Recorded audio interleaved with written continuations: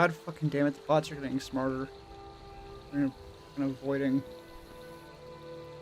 they're avoiding the fucking ban on .com. Also, thank you, Camel. Also, of course the stream's dead. It's in the fucking waiting room.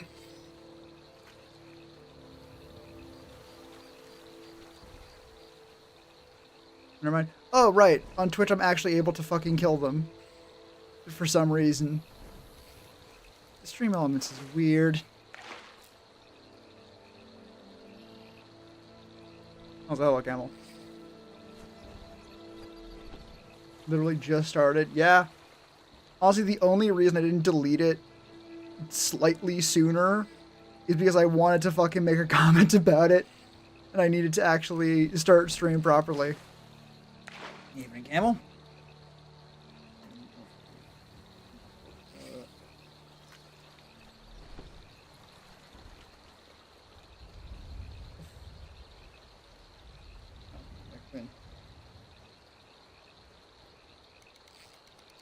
This is why I keep a fucking notebook to remember what the hell I've fucking done in a day.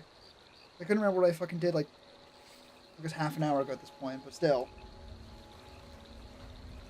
Already working on that pot of coffee. First thing is gonna be the Patreon post, because I forgot to do that last week. So that's a week behind. Which is not the most terrible thing, but not good. Especially because it actually has important information this time. The TLDR, because I don't want it to be just like, check it later. Turns out, trying desperately to force a 1 video per week schedule, it wasn't happening. It just wasn't fucking happening. I do need to just come to terms with the fact that I much prefer making shorter videos. The emotional cost of, yes, or, no, I need to fucking cut this stuff that could be good, or, I'm not being totally clear and I'm kind of skimming over this bit. So much more manageable than the ongoing agony of, oh no, how many hours of editing do I need to do? Oh no! Yes, I just gotta make shorter videos. So yeah, the schedule was changed to being 1 video every 2 weeks, which is honestly kind of hard to keep track of because it means that I have the videos, 10 skull, how streaming, and whatever you do to make real money. Fair. I was doing it with the D&D videos for a little bit, but those are also much, much simpler and, aforementioned, shorter than the other shit I'm doing. So that makes sense. God, I miss doing them. They were so much easier. What the fuck was I say? I don't even fucking remember, honestly. Oh, yeah. It's awkward to keep track of or a little bit awkward to keep track of, like, the 2-week schedule because it means that every 2 weeks I need to post a video, but I also want to keep track of YouTube posts. This is 2 weeks between Patreon posts, because that's when the video, has to be done, right? So it's like a Patreon thing and then a YouTube post, but that one doesn't actually really exist, because I should be already working on the next video. It's a little bit weird to keep track of. Kind of annoying. God, there was something else. What the fuck? Oh, right, the other annoying thing that has now happened for a second time is once I got it set up to where the secret fucking Sword Temper, big fucking asterisk on that one, build would come later instead of being the next video. Hey, change your clear slot to Discord.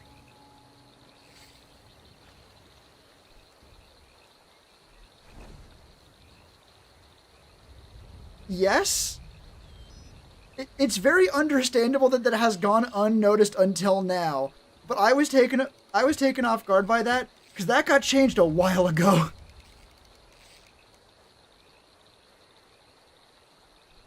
Like, can I actually find when that got changed, when I updated that? Probably.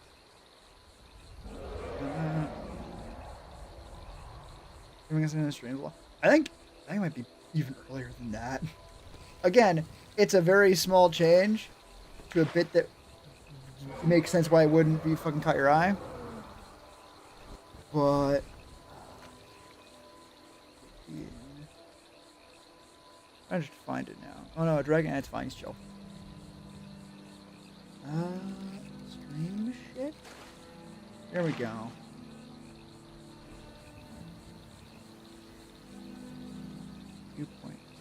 Okay, so 2.3 was when it got changed. Properties. Could have noticed before and forgot to lead your early conversation. No worries, no worries. This conversation is not built on tracks to begin with. This is an ATV kind of conversation. Yeah. Created and last modified. Good. It was modified 2 minutes after it was created, which is a good sign. January 18, 2024.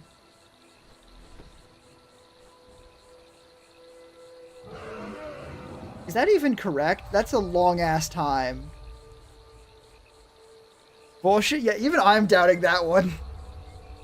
Though it is very easy to test. We can just go look up an older stream to see.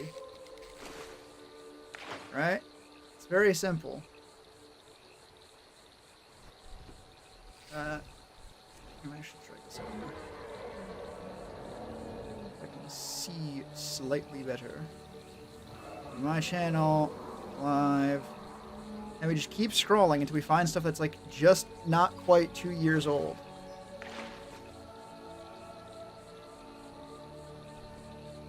God, this is way past the point.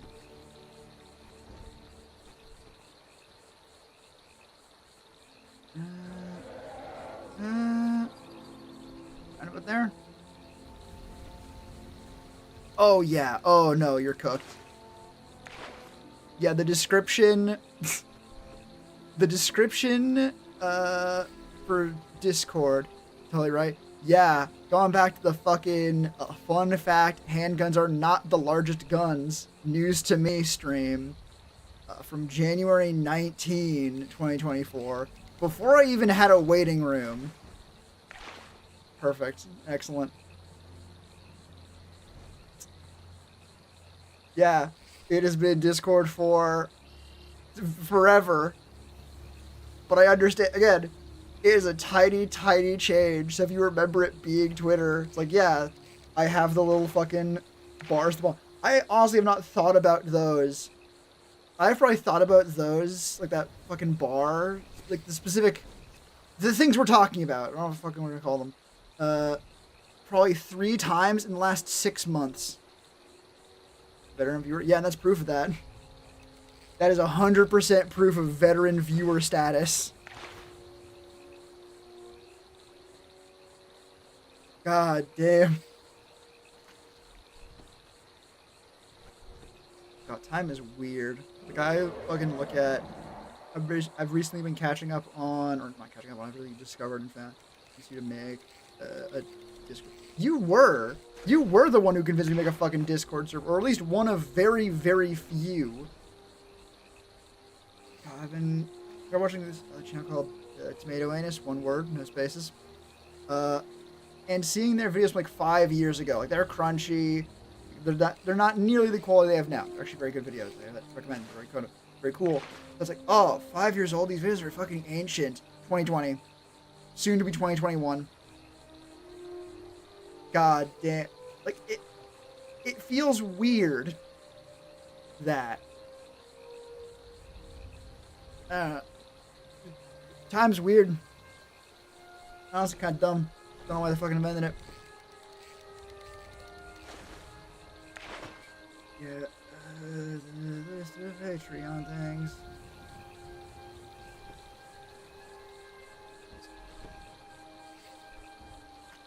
There it is.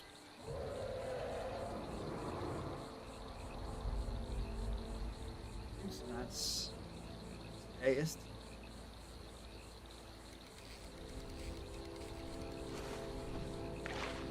it is fucking depressing a little bit. Not like seriously depressing, but like a little bit depressing. That I started keeping track of the different plans for the schedule and the timeline as a bit, as a joke. Like, oh, it was like plan C then. Ah, isn't that funny? We're on plan fucking like E now. Unironically. That's not good. Once a month or so, YouTube gives you 16-year-old videos to peak YouTube. That's like hidden gems in the past. Ooh, exciting.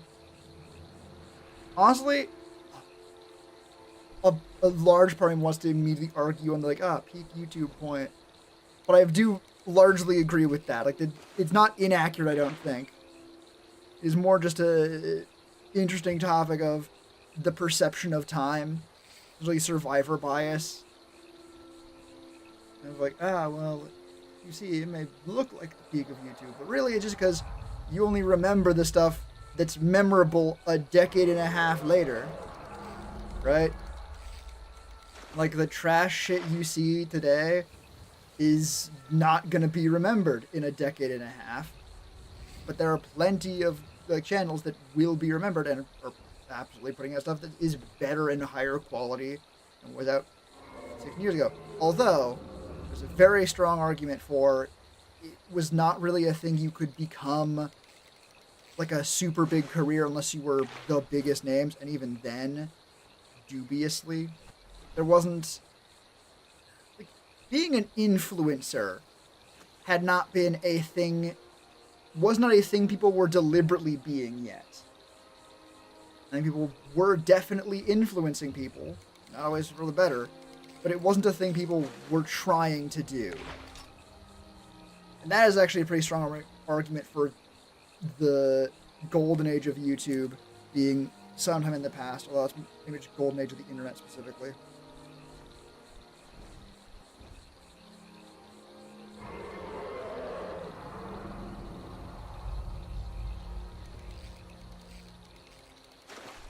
Damn, really? Okay.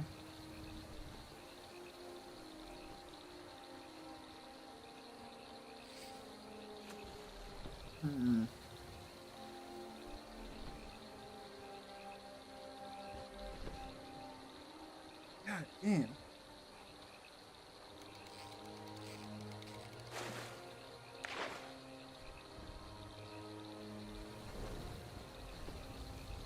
Or sucks. I should have finished a flat white mocha. Or no, a cafe latte mocha. I haven't made in a while, so I'll see if I can do a good job. Not bad. Get better. Ooh, actually, something I can talk about. It's sick as fuck, and I did it right before stream, so I actually remember it. I've started playing Slay the Princess. It is so weird. It is so weird. It is very, very, very genuinely a horror thing. It claims to have jump scares in it. I have not seen any yet. It is so far it is a fucking visual novel. So that seems somewhat unlikely. I've seen it done before, and I will trust it. One of the content warnings on it, there are a lot of them, honestly. You don't see most of them in a playthrough, because it's a choose-your-own-adventure style thing, so there's many, many paths you will not see at first. More games would bring you in more new viewers. Yeah, but more new viewers does not necessarily mean more, like, consistent viewers, right? Frankly, the number of even consistent viewers who have stayed consistent outside of a select few games, itty bitty, really, really small. You make up a very large portion of that group by yourself, which is fair, as understandable. It's fair. Plus, there are very few horror games that I'm actually super interested in, but this one is cool. Again, though, one of the things I do want to say for it, it has a lot of fucking content warnings, like a lot. Now with you, thank you. Probably the funniest one, which there were some very not funny content warnings of the body horror variety. It's a very body horror kind of game more than anything, or a psychological horror thing. But the content warning specifically was for oh god it forced self decapitation. That was it. And to be clear, that is not out of place in the list of other content warnings for that game, which I'm not going to go over. That one's the standout star, obviously. But just forced self-decapitation. That sounds fun. Honestly, it is really funny. I don't know what it's like in game yet, but it's interesting. It's really interesting. I am going to go... Actually, I just finished... It's a time loop style game. They say that out the box. Like, the first words you see in-game are, like, there are no wrong choices, just different decisions. Like, it's a loop thing. The whole point is, or largely the point is, see what the different loops do. But I want to see what happens if I do the loop exactly the same. Which will be a little bit difficult for me because I had to fucking get ready for stream. I couldn't play it again right away. So I am going to give myself the liberty of reminding myself what the path was by just looking up the path I would need to take. Alright. I suppose that would have been a very good thing to have fucking recorded on stream, wouldn't it?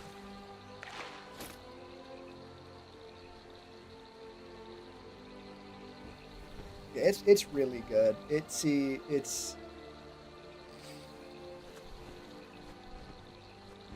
Hey Doc. Hey Shane, man. Talking about vaguely about me playing Slay the Princess off stream, which is maybe one of the first fully off stream games I've really talked about that much. I know there was one before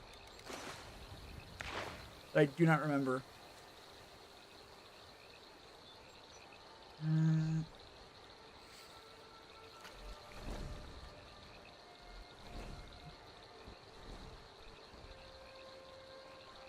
If I'm just going, it's because I'm trying to fucking get the list of shit I did set up for Patreon, because I forgot to do that last time. God fucking damn it.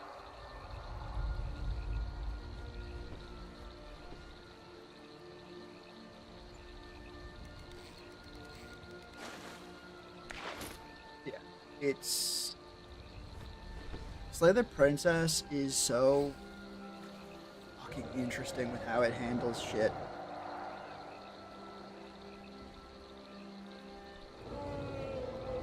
It's the kind of game that will give you a lot of information. Or not really a lot of information, but it will seem quite like open and be like doesn't hold secrets too tightly. But then after you play a little bit more, you're like, wait a minute, no, most of this is bullshit, actually. Most of this is bullshit and or it's some distant piece of the puzzle. Like, you're getting pieces of the puzzle, but they're all just pretty much flat blue, and none of them are edge pieces. So you're like, okay, what the fuck am I doing with this? What does this mean? Or like the code to a safe before you know there's even a code? Or like in Blueprints, if you were given a date to something before you figured out how to access the safes in that game, you don't even know it's information that's relevant, right?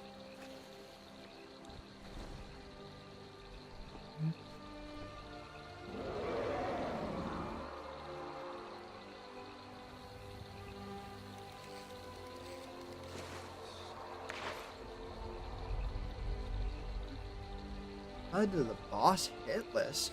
Ooh, what boss? Ooh, YouTube is taking a fucking long time to catch up. Excellent.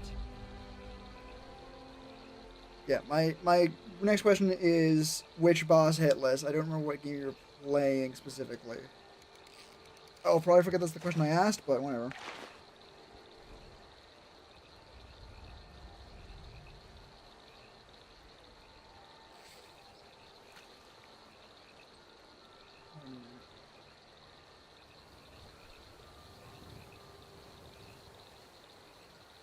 Can I actually do that? Holy shit. I've had that single one for how many fucking weeks? Calamar and Cult of the Lamb? Oh shit. Get that motherfucker hit list? Cool.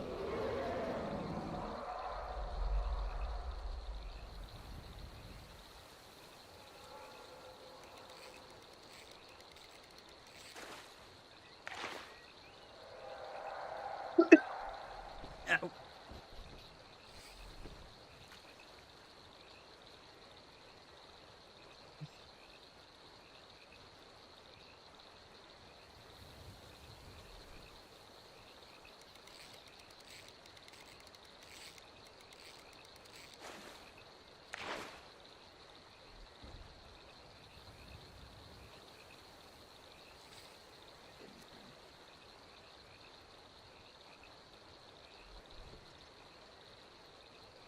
That's after losing 375% multiplied being become a couple of four. Wait, multiplier? Time for more scuff while driving. You're driving? In the middle of the night. I suppose like it is the holidays, so long road trips before then are not uncommon.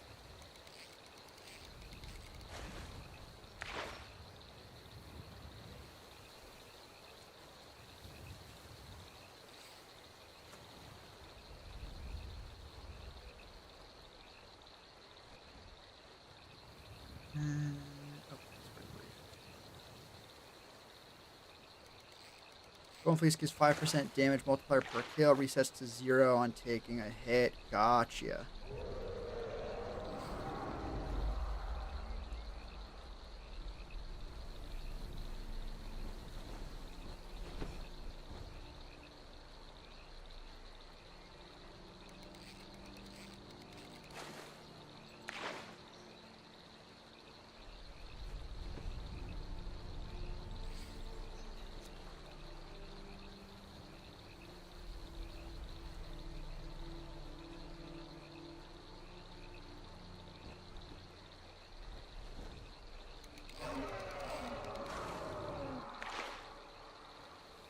How to didn't get much downtime during the day. Just need the late from the gas station.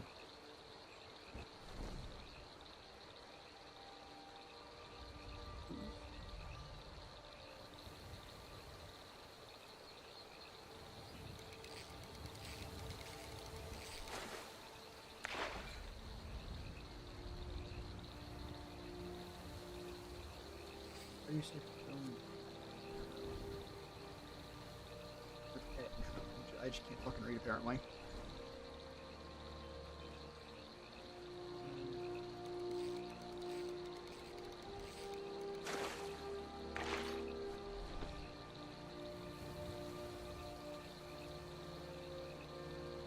Honestly, I probably don't need to check what I do every single day because it's gonna be mostly just how far along in the project did I get. Well, it wasn't edited at all.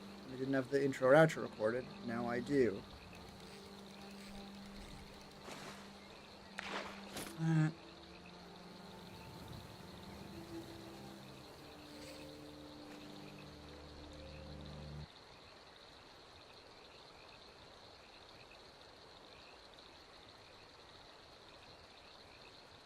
need to upgrade my recording stuff a little bit.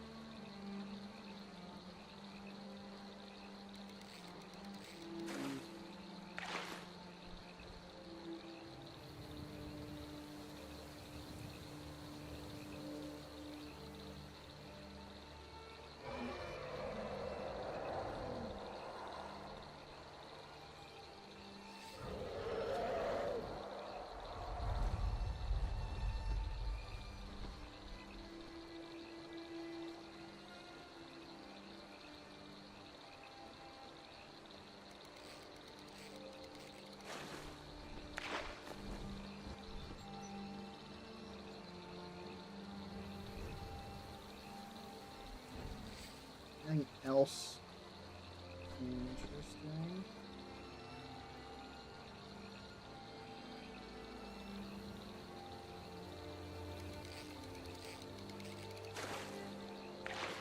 That's still just more editing. And that's today.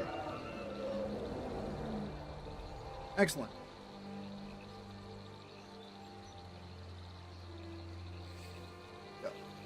I think I've said it before, and I will be saying it again.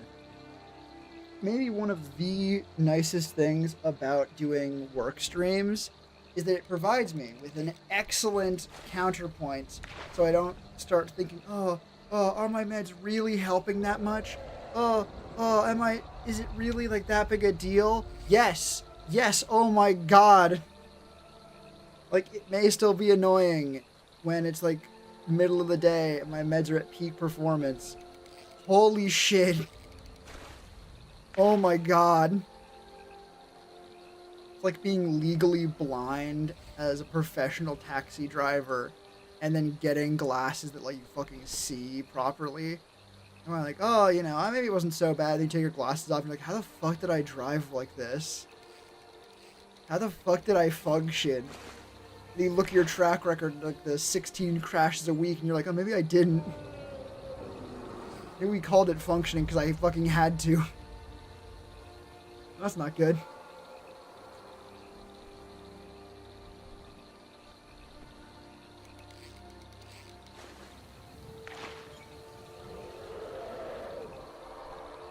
Oh my god, yeah, I am fucking... Oh my god. I mean, frankly, it shouldn't be much of a surprise given how bad my ADHD is at night in terms of being able to sleep. Like, I kid you not, I have woken up, had a full day, it's all nice, stream, it's late, middle of the night, and then I just don't sleep, and then I end up pulling an all-nighter, not great, for typically no reason a lot of time, just double not great. But you know what? It's now 10 in the morning, because I gave up trying the idea of sleeping at around 7, and then I did not leave Crystal Time Prison, so it is now 10. I might as well take my meds, because fuck knows if I don't take it now, I'm not taking them today. Whole day goes by. It's now nighttime again. I've been awake now 48 hours, or not quite, but approaching that. Meds thoroughly worn off. They are no longer functioning. And neither am I. Getting things done, not an option. And yet, despite the medication that keeps me awake and is like, oh, no, this will stop you from sleeping because, like, it's basically just stimulants, they're all worn off. ADHD still be like, well, but like if we sleep, we can't do other stuff. We really should be getting stuff done, or I just don't want to. So I will fucking be at serious risk of pulling a second all-nighter. Just be... Fucking hell.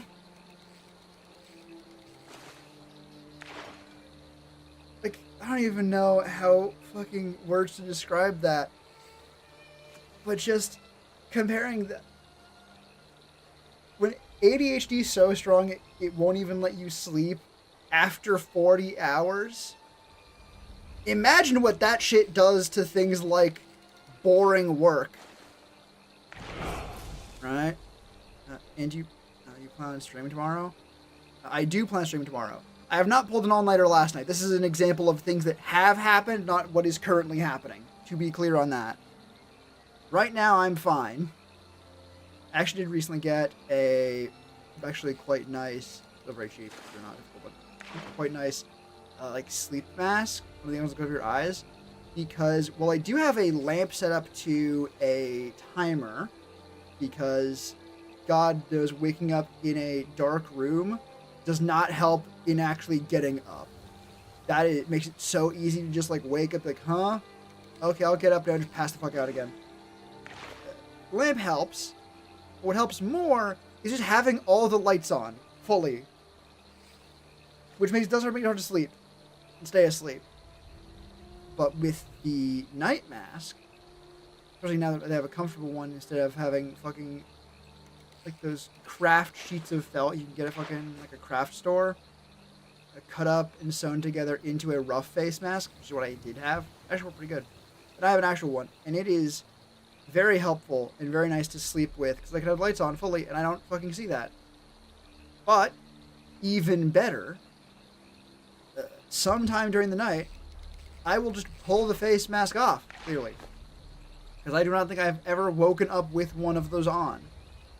Which sounds like a bad thing. It's like, well, now without it on, the lights are fucking blinding your eyes. How is that good for sleep? Probably isn't. But also is bad for sleep. Which means that I can wake up easier. Which is excellent. And I don't have to worry about leaving it on and just being like, okay, I'm just going to sleep now. And just passing out like if the lights weren't on. Actually works very good. For a brief moment, I actually looked at sleep as a thing that was like, oh, I have to deal with this. Like, I don't like it, but I have to make it work. Right back into, man, fuck sleep. Sleep's a bitch, and I want to shoot it with fucking guns. I want to kill it with hammers. You don't even kill it, just you hurt it real bad when it's done. Oh, God.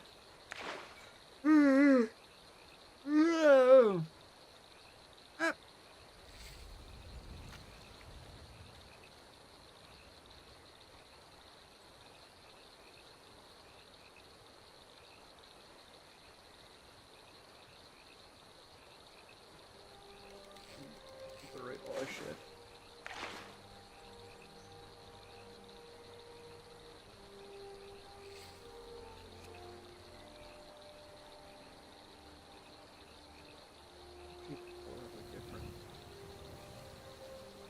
Why my laptop is making it? They don't. You drag a window off to the side of your monitor, and it goes like, "Oh, you want to take up half your monitor?" It's doing that. It's like, "Oh, you want to put this on the other half?" But it's not committing. Like it's only going like to not all the way to the middle of the gap. You have to do it twice. It's very annoying. Do you have a track? Ooh. Like an Racer song. I'm assuming song, but correct me on that if it's not accurate. Best horror game of a specific track for it? Oh. Okay. Do tell.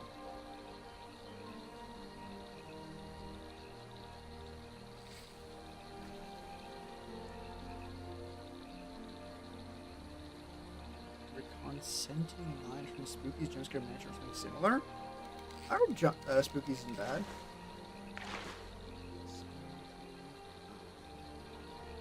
Not Ming, mind. Specimen 8's chase theme. The Deer Lord.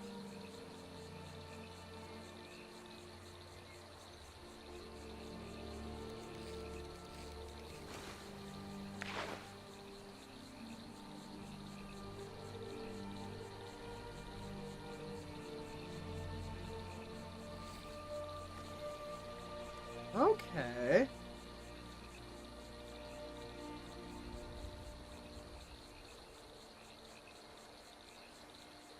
That is very creepy. It's like if it was 10% less variance between it. Like if the energetic parts and the slow parts were 10% closer together, this could be a really consistent backing track. I'm almost not sure where I would use it though, because it is very, very specifically spooky.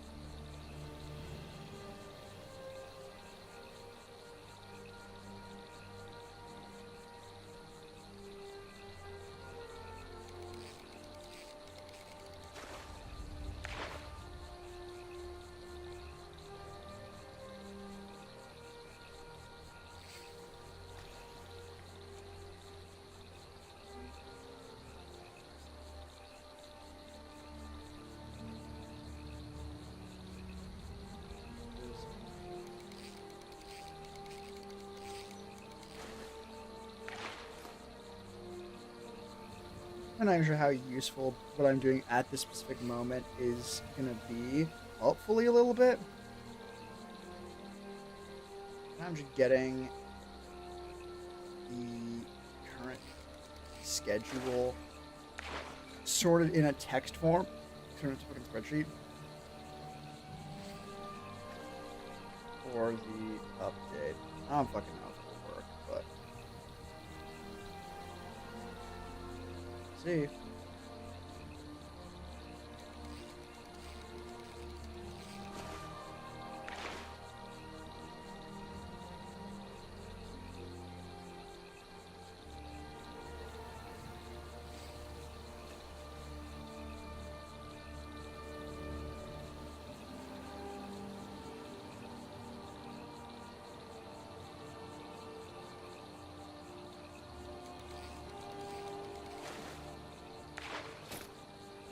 I can actually fix the fucking dates. Right now they are garbage.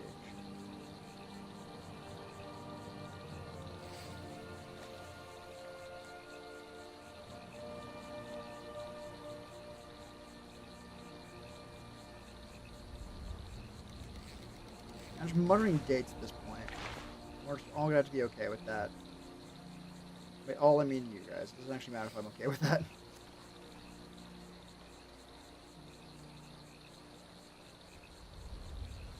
Oh, good. Typing out APR is like a short form for April with one hand. That goes incredibly quick. I don't need to fucking throw my hand across the fucking keyboard at all. God, those remind me of a fucking, like, anecdote slash joke slash something I fucking heard of someone who, I think they might have been like a very good typer beforehand. That's not necessarily relevant because they want to get one of the ergonomic keyboard because, as is often touted, old typewriters were set up with the letters far apart, the ones you would use together most often, specifically to slow down typing, because if you type too quickly on a typewriter, it'll jam.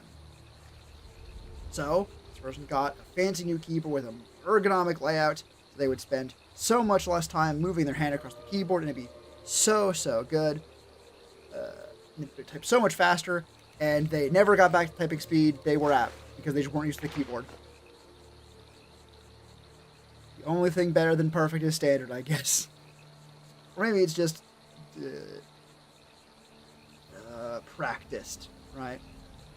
If you spend a couple decades practicing with a QWERTY layout, yeah, you're not going to be as fast when you switch to a different layout because, I mean, fucking obviously, you've spent all your time practicing on a different keyboard layout.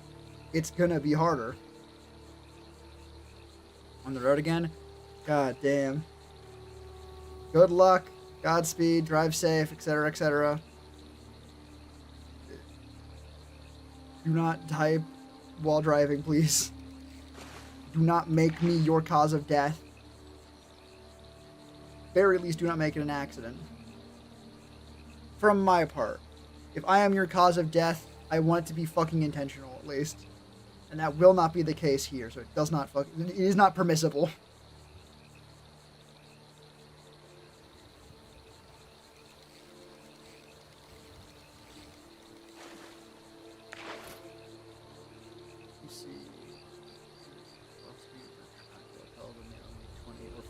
Respectively. Vampire. Dracula didn't pay, and now owes interest. I do like the idea that you are telling Frosty like a friendly reminder, like, "Hey, you owe me hey, reminder, you owe me $20 soon." With Dracula, it's like, no, I'm coming for that fucking money. You're saying is full sent into a tree, no left scuff made you do it? No. I'm saying you can't fucking full send into a tree, so that in the future, if I need you to full send into a tree on purpose, you're still around to do that for me. Obviously.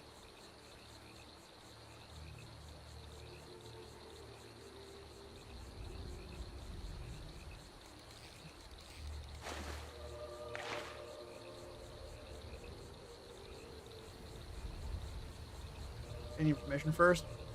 Pretty much, yes. Technically, the permission thing is a separate point. Is also very important. But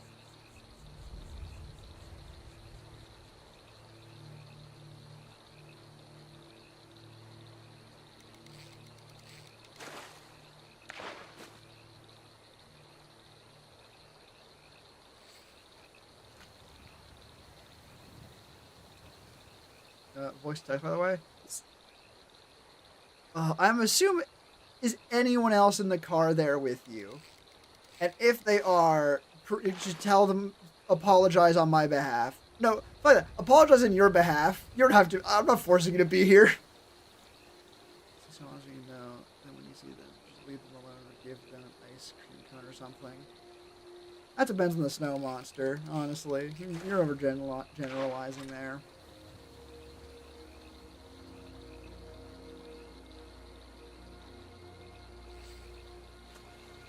I know of some that want the, quote, reddest of snow cones.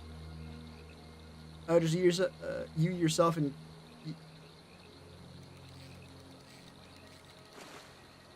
How does that go backward? What's the opposite of me, myself, and I? For like, you, yourself, and...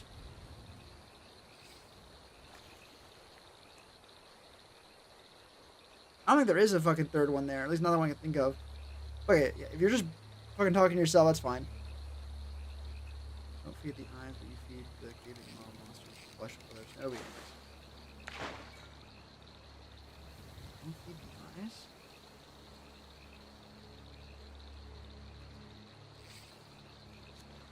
Again, while there definitely are cannibal snow creatures that cannibalize other snow creatures, to be specific.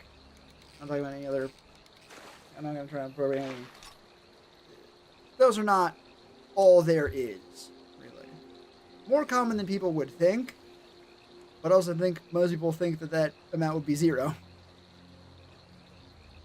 For a number of reasons. God, I have 11 fucking videos in the work. What the fuck is wrong with me? I don't, this is the thing. I'm not saying you're wrong about this. I'm saying it's more of a generalization. If you want to be truly safe from the snow beasts, you're going to need to be more broadly knowledgeable, right? It's sort of like with bears. Some bears, in some situations, you do want to be like, I'm big and scary, I think. Don't quote me on that. I'm saying, should I remember hearing about, so it might not actually, but you'd be like, I'm big and scary, and they're like, oh shit. Some bears will see that and go, oh shit. Well, one of us is walking out of here. And they fucking get you. Snow Fae, the gnomes make spy cameras of the actual Fae.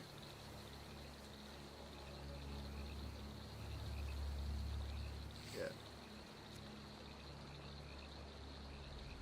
The gnomes are making fucking drones now. God damn it.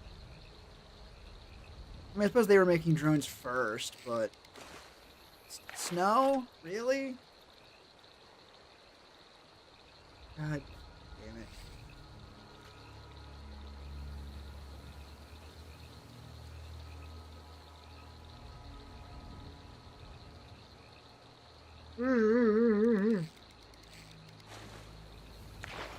God, yeah, holy shit, this is fucking rough.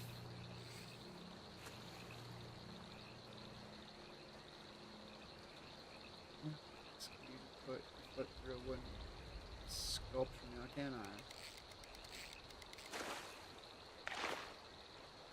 Oh, wait a minute, are you the one making the fucking Snow Fae? You trying to frame the gnomes? What the fuck, Sham, man? It's fucked up. You're the ones making the Snow Fae.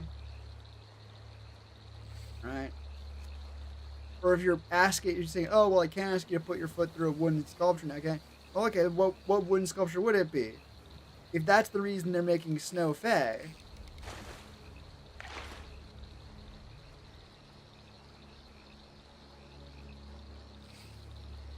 making sense? I might not be making any fucking sense. I'm being coherent. What days of fucking planning do I really have? Tomorrow. Tomorrow. Shit. Like having to carve stone into a bowl versus having clay. Yeah. Imagine one of the benefits of magic, though, is you can just fucking do shit with shit, right? Stone sculpture this time of year? Yeah. Does make sense. You'd think they'd use mud more often. I guess that's why they use flowers all the time. They aren't fast, but they do grow. You can shape them however you want. With magic.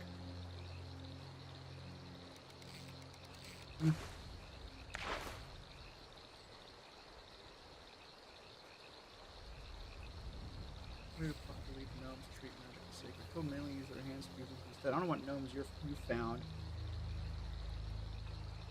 Did you find the Amish gnomes? Damn, alright. Honestly, that is an interesting culture for gnomes to have. That is cool. Assuming they do interesting things both with their hands and with magic.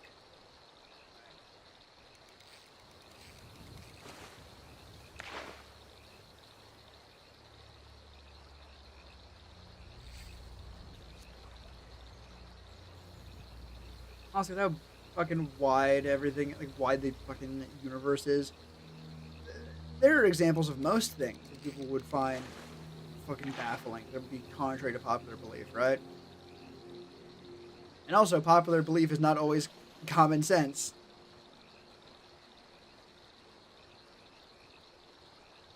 Honestly, example that, I mean, not example, but an excellent example of that is, what is a dragon? Because if you include things like, well, maybe not even to say, wouldn't be accurate to say like Eastern style dragons, like the Long Dragon, but just whatever side of the hemisphere, not the hemisphere, whatever side of the fucking compass your dragon isn't, might seem weird to you, right? If you're only seeing, like, if you're only used to seeing Western or Eastern dragons, then yeah, seeing fucking the other one will be like, oh, that's not really a dragon, is it? But then if you do say, oh well, like, so many things are dragons, have you seen what some fucking people consider to be dragons? Big turtle. Hell, big almost anything. You make something big enough, and then just, like, fuck it up enough, the amount of fucking up will vary. You can just say it's a dragon now.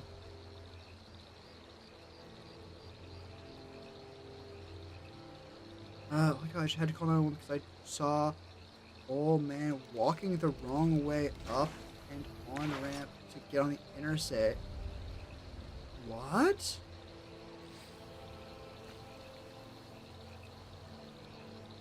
Do you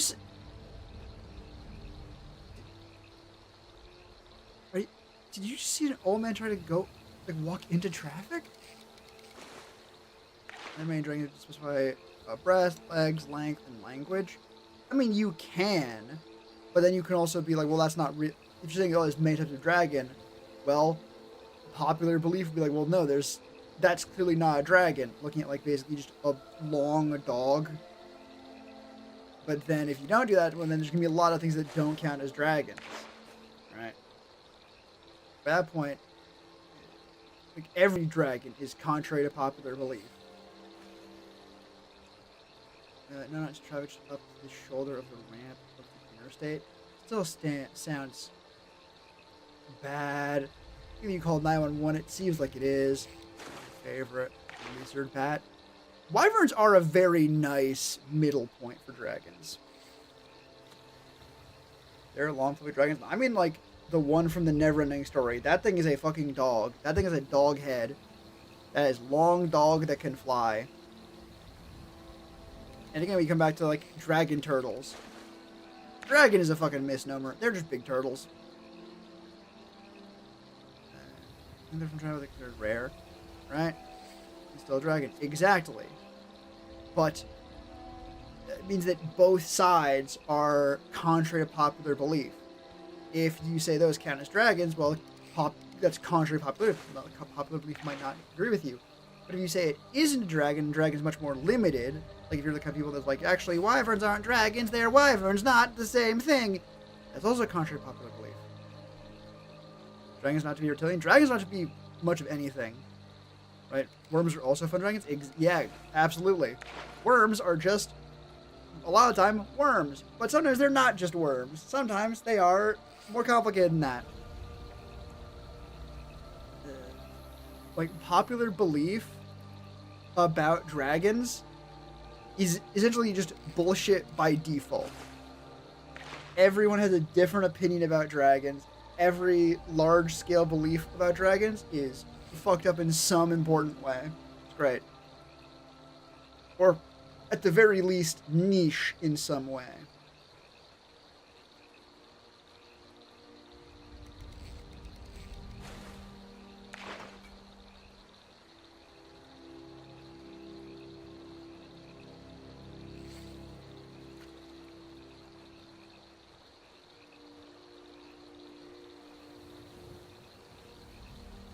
Worms are just the ferret of dragons, long and no wings.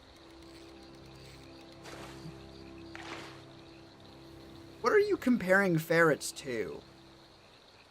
Like, if worms are the ferrets of dragons, what are the ferrets the worms of? Sure, all different dragon types. It's fun. It is fun to do that. It can get... Cat. What fucking cats do you... Your cats have wings? Some worms aren't actually... That's also true. Some worms are not actually dragons, except for when they are.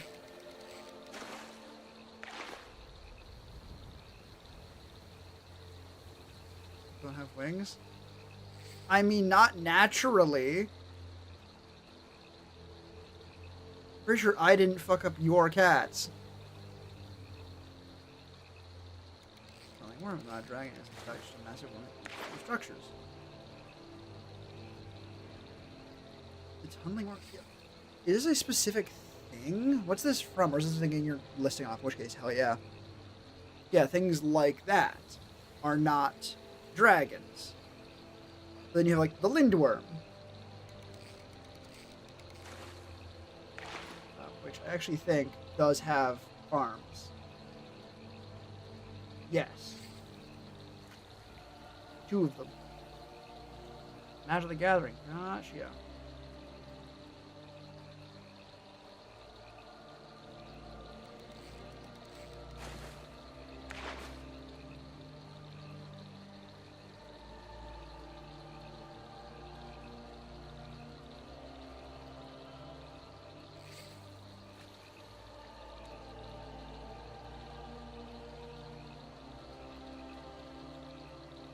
So many. Also, even just the classification of worm, like with a Y, is loose. Aquatic, land dwelling, sky flying. Like, how many different. Like, basically, I mean, God forbid, you can even get what looks like a fully classic Western dragon, 4 legs, 2 wings, and they're still called worms. Fun creatures. Honestly, yeah. Like a lot of the like the earliest human renditions of dragons are like, ah yes, the head of a lion and the fucking whatever the fuck of whatever the fuck. And it's like that's not what.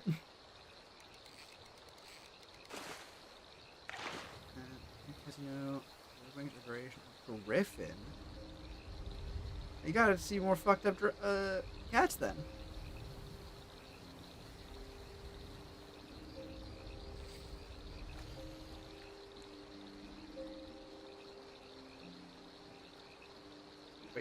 But really is a matter of any creature that you want to call a dragon, you can kind of get away with calling a dragon.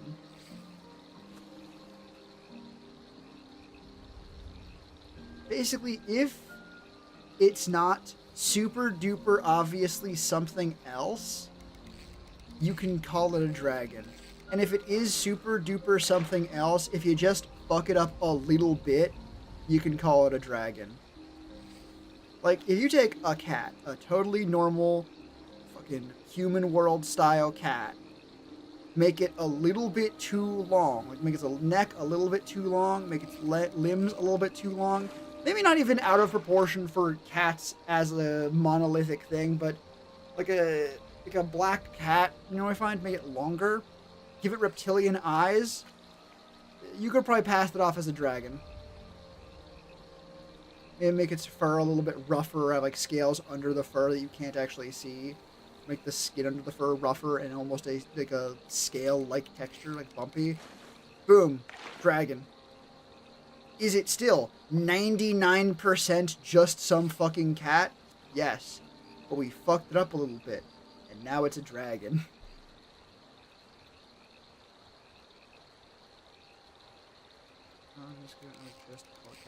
It's still just a black cat. Wrong. It's a dragon now. You can tell. It's not quite a black cat. Unifies the void classification piece as a black cat. Well, now you're running into the thing where now anything is a fucking black cat. Behold, the Toothless from How to Train Your Dragon. That's just a black cat. That's no dragon. And it's like a cat and made it biblically accurate. Honestly, if that's a biblically accurate cat, that's a boring-ass biblically accurate thing. Like, biblically accurate angels, which I think appear like a time in the actual Bible, are wheels within wheels with like fucking 4 wings and an eye in the middle and all of it's on fire and there's also eyes everywhere else. We took a cat and like stretched it slightly and gave it different eyes. Like still just the same number of eyes, same basic idea for the eyes. That's not close enough to avoid. Dave's like, I was wishing about avoid. It could be called a cat. Well, now we're getting to a very different discussion of essentially slang. Sort of like how like every dog is a puppy. Physiologically, no. But also every dog is a puppy.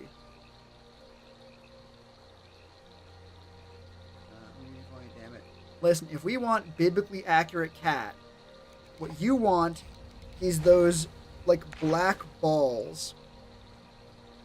Wrong, Great Danes can't be called puppies. Wrong for you. Not only can a Great Dane be called a puppy, all Great Danes are puppy. You can show me the largest, oldest fucking Great Dane you can. That's a puppy. Go scratch the puppy. Go pet the doggy. Go give the fucking puppy snuggles, you bastard. Do it now!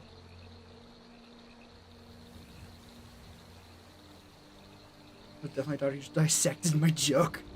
Oh yeah, back to the biblically accurate cats. You want those little black, like, puff balls. You just draw like a black smudge, maybe with ears, maybe with a tail, and then with 2 eyes, maybe also like a head, like a fucked up snowman, just black, and 2 eyes, like 2 really big eyes, so it just looks like a little ball of the void. That's a biblically accurate cat. Great Danes are just puppies with gigantism? Exactly. Misclassifying things. In a sense, yes. However, that is what you were talking about, like, oh yeah, it's Toothless is a cat. Toothless, sure, acts like a cat, but if we're just gonna say, like, anything that is vaguely sort of acts like a thing, dog or puppy.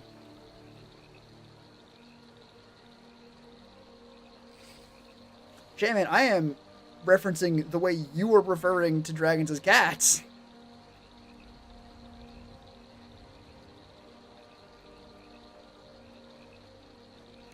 Like, unfortunately, fucker, like, I'm trying to find a way to make this like how Schrodinger originally invented the cat in the box example to prove how bad quantum mechanics was and prove it wasn't real.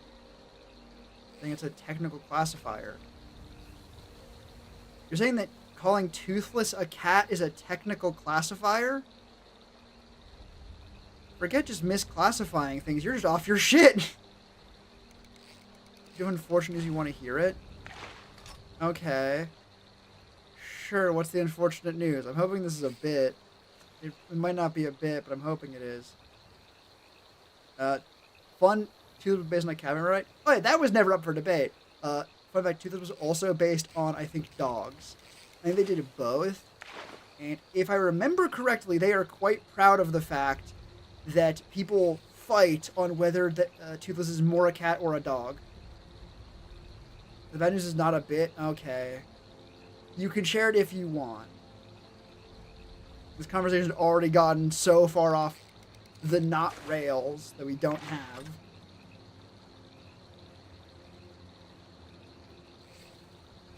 Does your the whole tax cat has passed away? No. I'm sorry to hear that.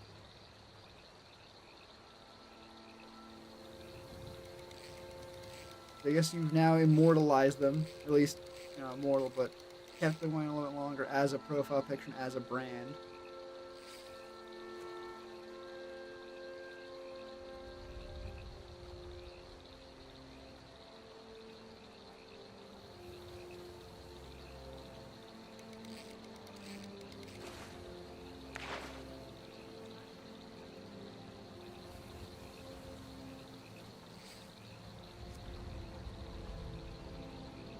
Ah, Stream Elements. You suck and I kind of hate you.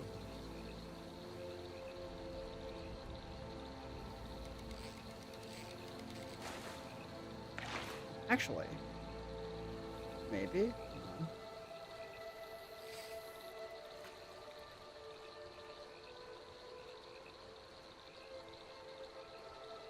Don't accidentally fucking blow up the chat.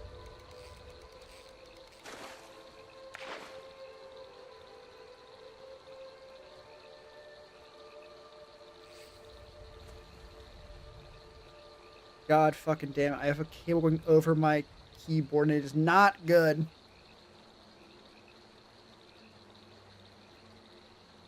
I just wanted to share. She sent it to Tax, the greatest taxman. She's truly deserving of tax and moniker. Hell yeah.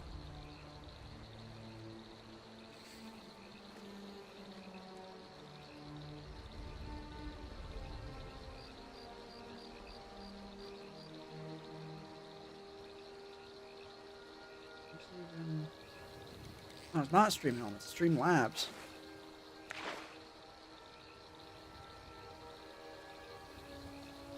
He's committed to the bit. Oh no.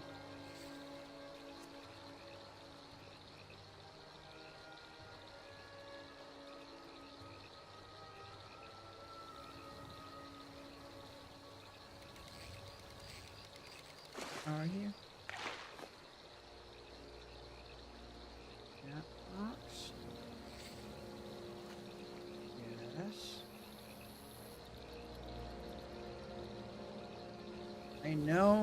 I know you can do a fucking pop-up.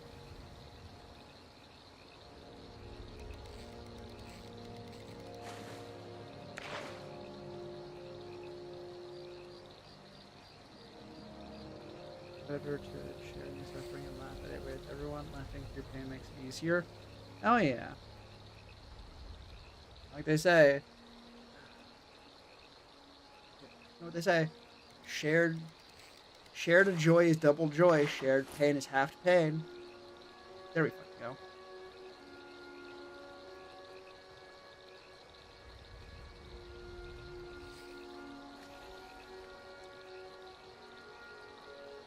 Habit of eating emotions? Huh?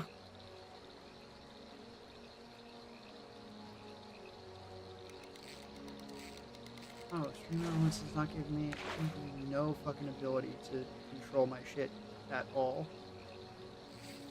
That's not good. If I click interact, will I just obliterate it? No, it'll just open it and not let me do a damn thing with it.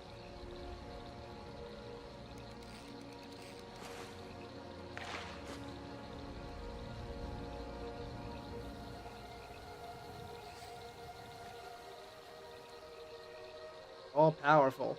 You know it.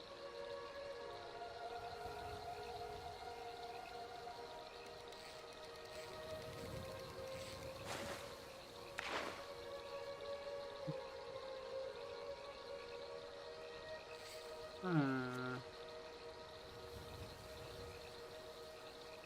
I do not know.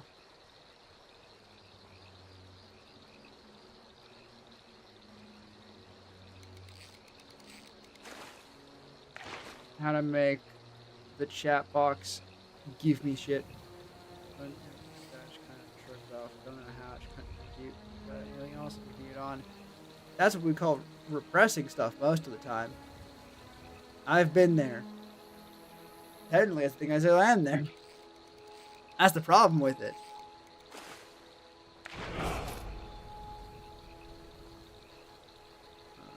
Share a sense of emptiness. Don't think so. It changed even. It's difficult there. Really, if anything, the only thing that sharing it would really help with or do is potentially crack that particular Pandora's box open. Right? Assuming there is something there to crack open at all. Just rest the world living opposed to much taxation without representation. Oh no. Good night, Tax Cat. Hope to see you again next time. Hope you feel better soon. Take care of yourself out there. Hope to see you again next time.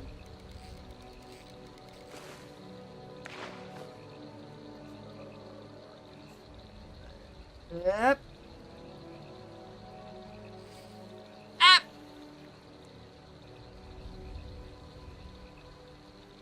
Don't want to do fucking productive shit. I do not want to do productive shit right now. My brain's like, don't do it, don't do it, don't do it, don't do it, don't do it. I don't want to do it. Oh no. Oh no.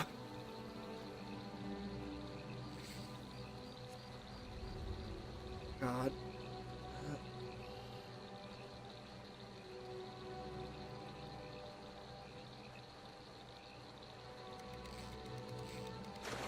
If I can find the fucking meme.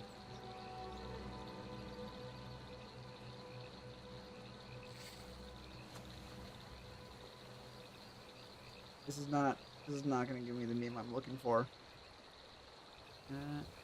Slowly till nothing was left. Time left for memories, but no the feeling. Yeah, it's repressing stuff. Just a presence. Right. Like, especially if there used to be a joy there. That is a, at least for me, because I have experienced something similar. I can give you at least my account of it. That is a box. It is buried in the basement, and you can't crack it open a little bit. It's not a thing you can just gently poke at. Either it is closed or it is open, and there is no gentle easing it open. And opening it is the sad bit. Right?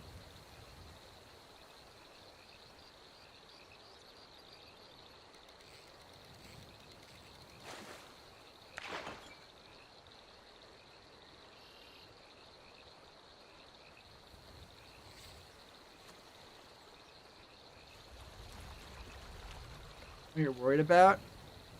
No.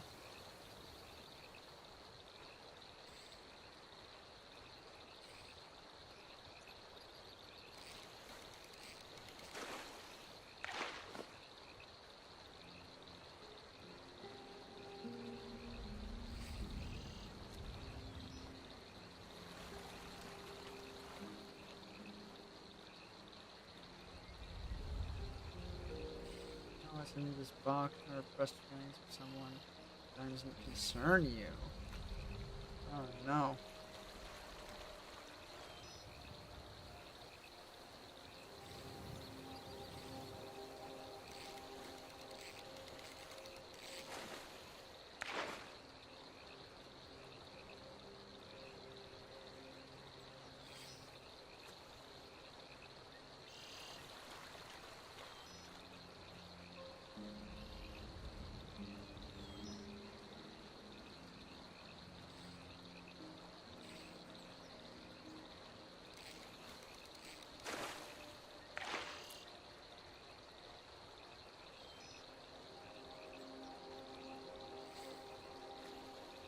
I'm trying to find a fucking meme at this point. This isn't even about anything we're talking about, just me not being able to get shit done.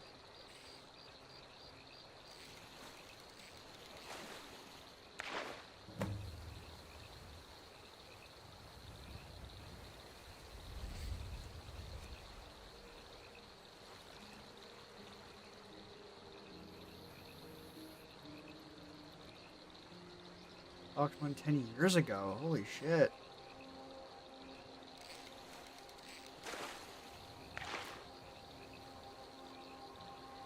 First for a therapist. This is true. This is very true.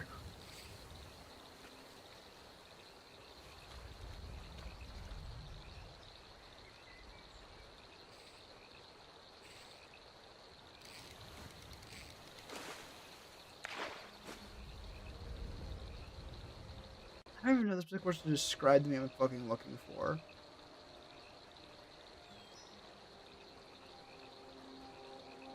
It's just like the... I don't even know. Just have to describe it in any way that would even make vague sense.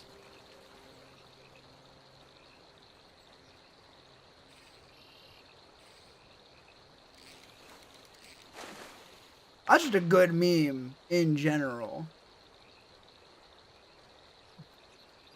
I don't even think it's necessarily true, but fucking like double panel, fucking like two billboards, two whiteboards. If someone is faking a mental illness, then they have a mental illness. Maybe not the one they're presenting, but healthy people don't do that. I don't think it's technically accurate a lot of the time. But also, it does feel broadly applicable, especially if it's something bad. Like if someone is displaying symptoms of a mental illness instead of just saying, "Oh my god, I'm so I need to be tidy. I'm so OCD." Like not that, but someone who is showing serious symptoms. Anyone who's like, "Well, they're faking it. You can tell because yada yada yada." Wearing a mask is for someone with something to hide. Not even wearing a mask, right? It's meant to be hiding anything. It could be, well, for any number of things. Right? As it says, it might not be the mental illness they're presenting, but it probably isn't good. Like, if someone is pretending to have fucking OCD to the point where their hands are rubbed raw from washing them, that's not healthy. Even if they don't actually have OCD, that's probably a sign they have something else at least.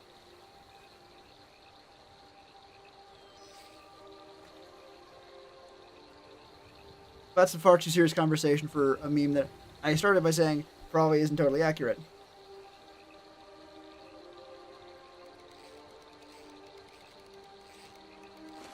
So fucking tired.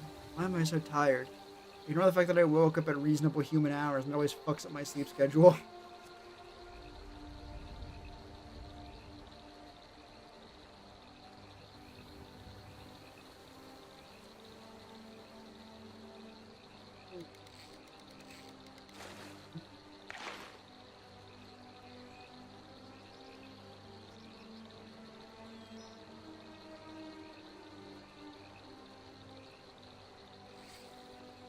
Oh shit.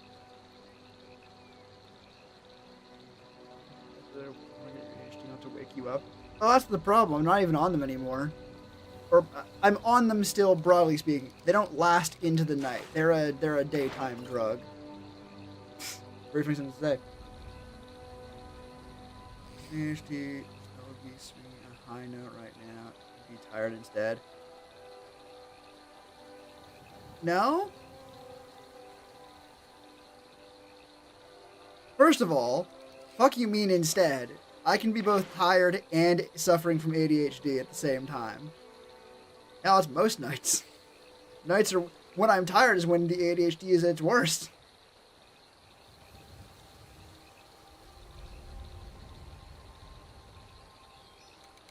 And also the implication that swinging a high note is, like, this is the default state. Meds keep it fucking tamped down. Plus, again, like, if I take they only last, like, 8 hours, if that. It is very possible to take them, have them last the full duration, and not be, like, have it not be bedtime yet. I think most days. Yeah, even if I take them a little late, they'll be, like, they'll have worn off hours before stream. Well, I don't really know how the meds work. That's why I'm explaining that. I do know how the meds work. About caffeine, I assume it helps at least somewhat. That is a thing. It's not a thing I have looked into specifically, but I have heard it repeatedly, and it does make sense because, well, like, ADHD medication is a form of stimulant, right? I'm also almost certain, for me at least, it would be mostly placebo, just because I have turned out to needed a lot of fucking ADHD meds, like a very large dose. So if caffeine would do anything, I would probably need, like you mentioned, a caffeine pill. I never went that far. I did at one point try and make fucking, like, liquid death in the most roundabout way possible by just making coffee and then boiling it down really aggressively until it was like a horrifying, bitter, black sludge. Because of the ADHD after the side effects. Yeah.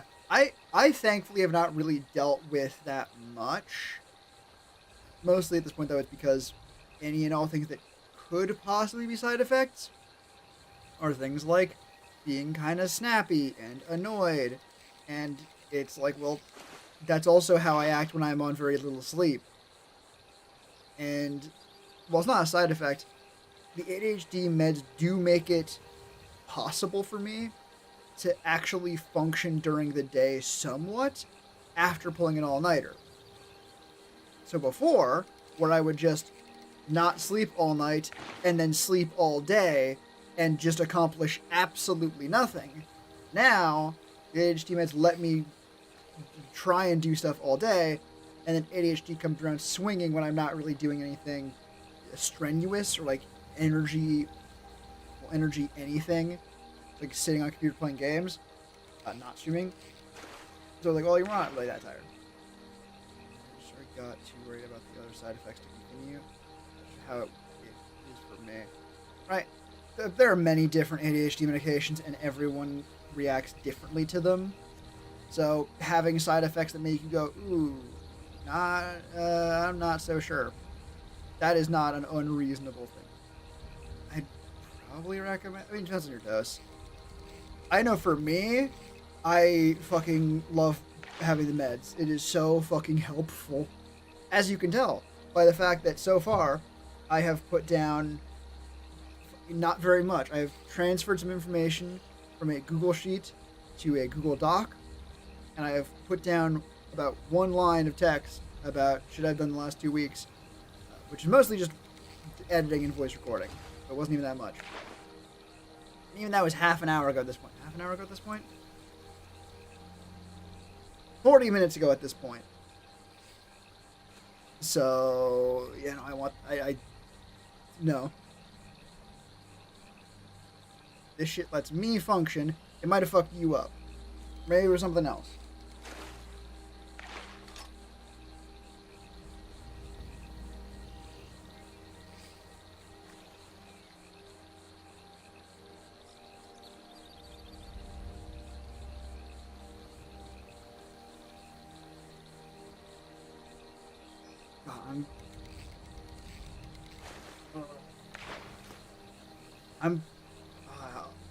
I'm torn at this point, because a lot of me is thinking, okay, not getting shit done. I'm tired. It's approaching Christmas. I got shit to do. I kind of want to call stream early. It's not super duper duper early. I've had shorter streams than this. Honestly, a big part. Also, why? Hey, Skyrim fishing. What's up? What's wrong? Why are you dying? Why are you dead? I guess we're doing this instead of whatever the fuck I was talking about. We'll come back to what I was fucking talking about in a minute, I suppose. Oh no, we're good now? Liquor has been lagging a lot. Yeah, side A. Torn side A.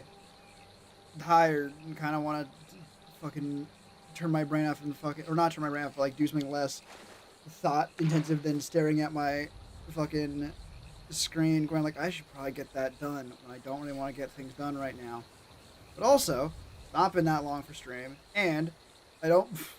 It feels bad abandoning Camel in the middle of a drive.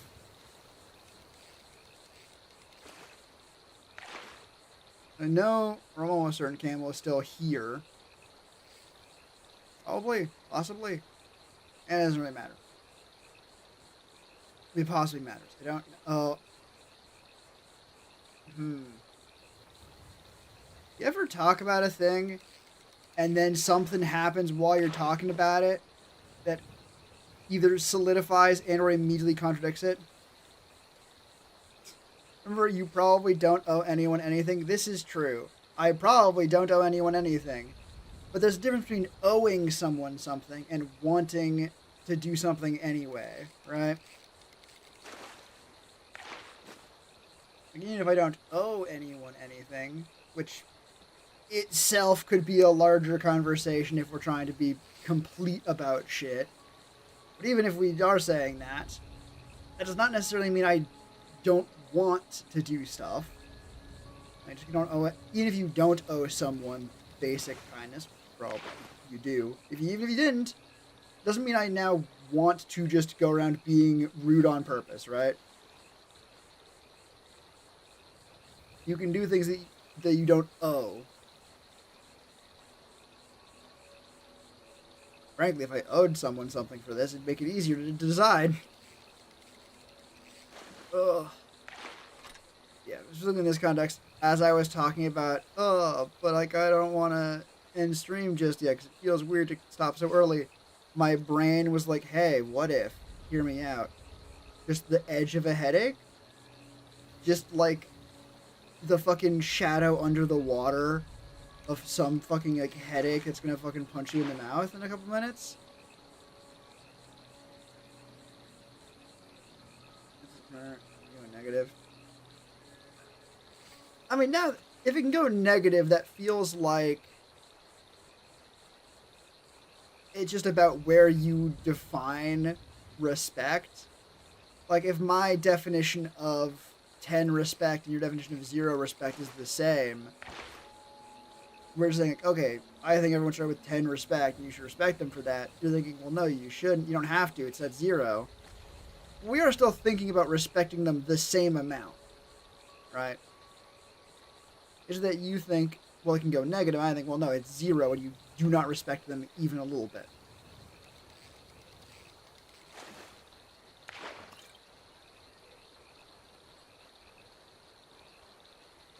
No, I'm gonna stop fucking waffling on that. No, people do deserve a basic amount of respect, right? Maybe not a lot of respect. Maybe not respect in the sense of you might respect like a professional or like a teacher who's trying to teach you a subject or like an astronaut. But a basic level of respect of like this is a person. They have their own existence. I mean, that is how you define 0, and it is assumed, and that is not viewed as, and you don't then review that as a kind of respect. It's just how you treat people, which is honestly very fair. Like, if it's owed to everyone, maybe it shouldn't be classified as its own special thing. Well, I think if you classify it as anything less than some positive integer, it becomes very easy. What's given with no respect and what's not. Right? What I'm saying is there is certain things that are given with respect intrinsically and more broadly. Like if you say, like, if respect is 0, You respect your... Well, no, because then if you don't... You don't say you negative respect someone's opinion. You don't respect their opinion. Right? If someone says, oh, I think this food's pretty good, you should try it sometime, and you don't respect their opinion on a matter, you go, no, why would I do that? How would you know that, right?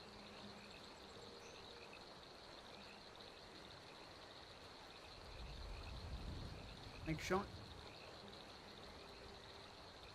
disrespect, right? I think most people treat no respect and disrespect as near enough synonyms. Frankly, I think people might use them near interchangeably in different contexts. Like saying you don't respect someone's opinion is a more common, more, for lack of a better term, correct sounding sentence than disrespect their opinion. Because disrespect is more of an active thing, where you can quite passively not respect someone's opinion. You don't respect most people's opinion on taste because most people don't understand your tastes. So if someone says a restaurant nearby is good, you assume they're bullshit? Or that you're just a special snowflake who could not possibly be categorized by their view of the world?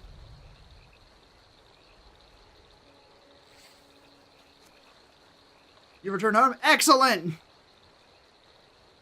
That was a much shorter drive than I was expecting, honestly. Oh yeah, you could see the freaking lowercase I. Congratulations on safe drive home. Job well done. No, most people eat bland food. I'll be honest, it sounds like the common denominator here is actually you. I'll be real. That's okay. I am tired.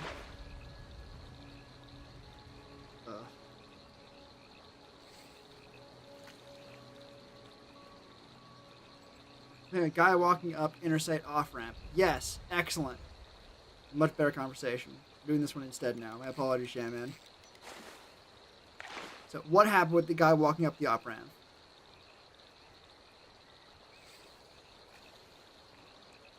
Hey, get it.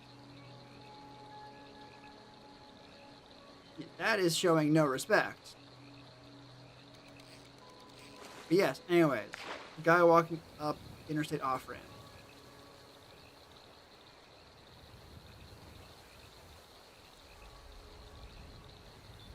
I'm just waiting for this fucking thing to happen because my brain is fully checked out from doing work at this point. It's been cooked the whole time, and I can't pretend that it wasn't.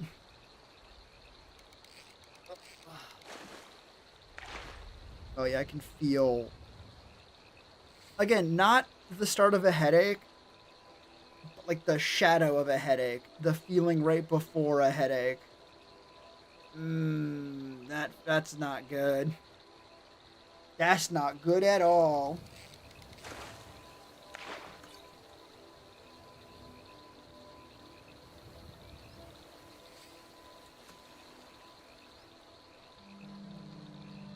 YouTube, please!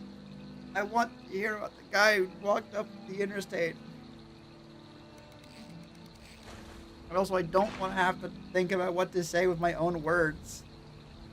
Brain not work good right now. Please!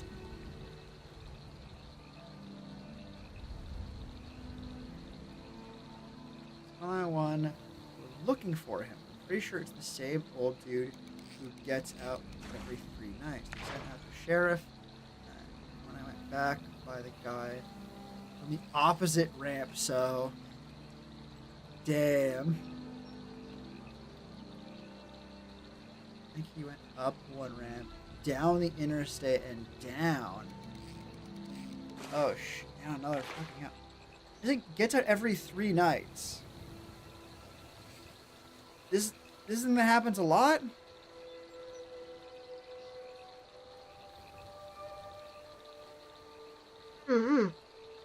Oh fucking hell.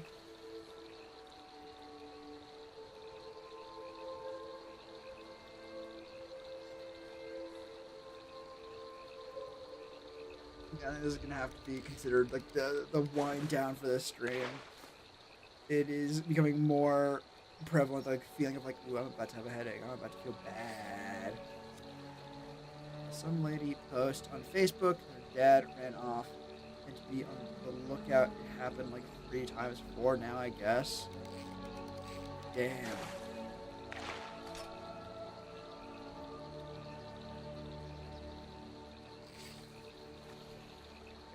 As I've said, we're on a different conversation now. My apologies, Shannon, but I'm too tired for that.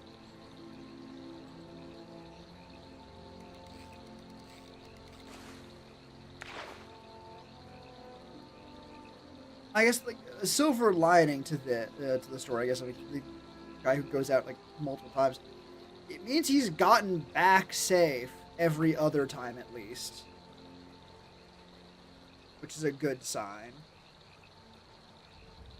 When something like that happens the first time, it's so much scarier because, well, you don't know how bad it can be. You don't even know how good it could be.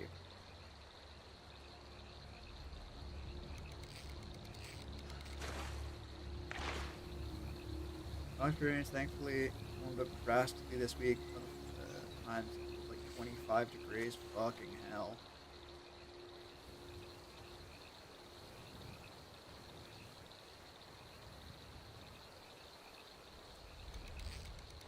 You know anything about the guy other than he's been found walking up the interstate ramp more than once? -3 Celsius. Okay, it's not as bad. Do you mean one of the times he did this, it was -3 Celsius? Or it was -3 Celsius, 25 degrees today? Okay, so one of the times it was down to... It goes to -4, but nah, close enough. The first one. Okay. Okay, that is not as bad. It's bad. Let's be clear about that one. It is not good. But it can get down, it even has been down to like -12. And that is a very important difference. Also, that can be using bringing in Celsius afterwards. You know, I double checked anyways. I appreciate it.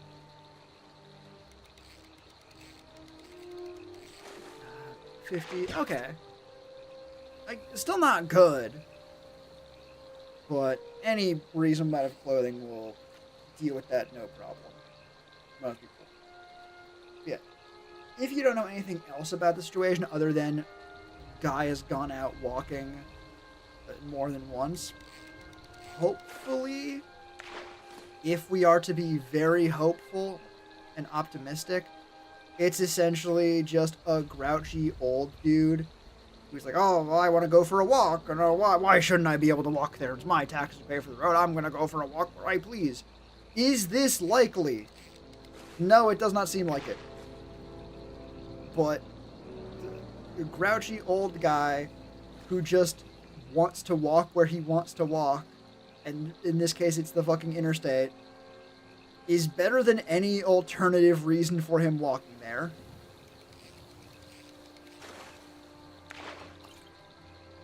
It's not mine, but I have no issue, otherwise that's fucked. I mean, possibly. Like, if the daughter is like posted on Facebook, hey, my dad's gone out, does anyone know where he is?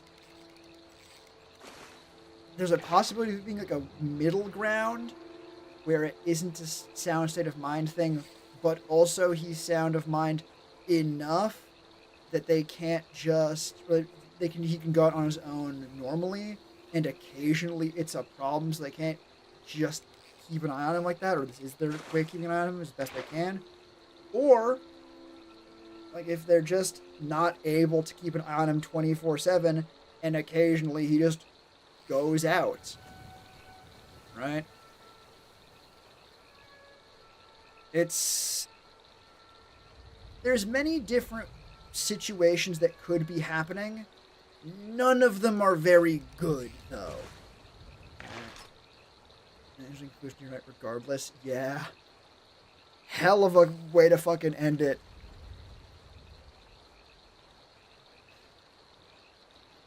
I mean, hey, You didn't hit the guy at least.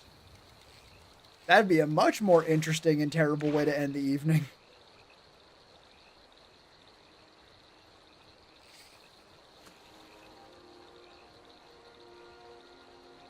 Honestly, was it a relief to see him the second time?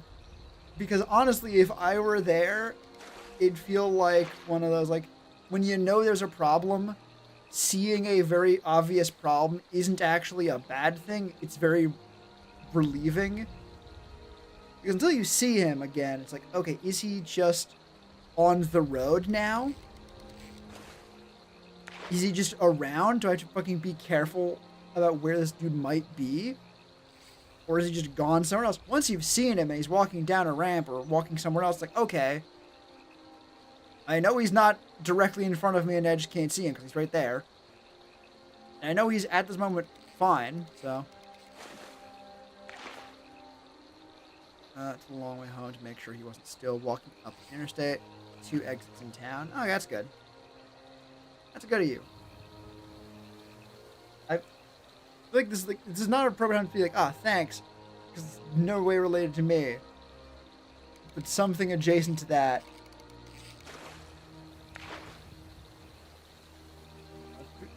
My brain just brushed against a fucking incredibly deep conversation about just community as a social contract, basically.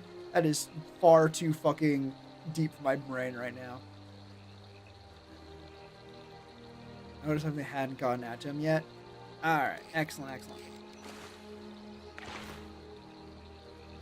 Honestly, knowing and figuring out when to interfere like that it can feel weird, at least for me, when it's like, this person seems like they might need help, but do I immediately stop and offer?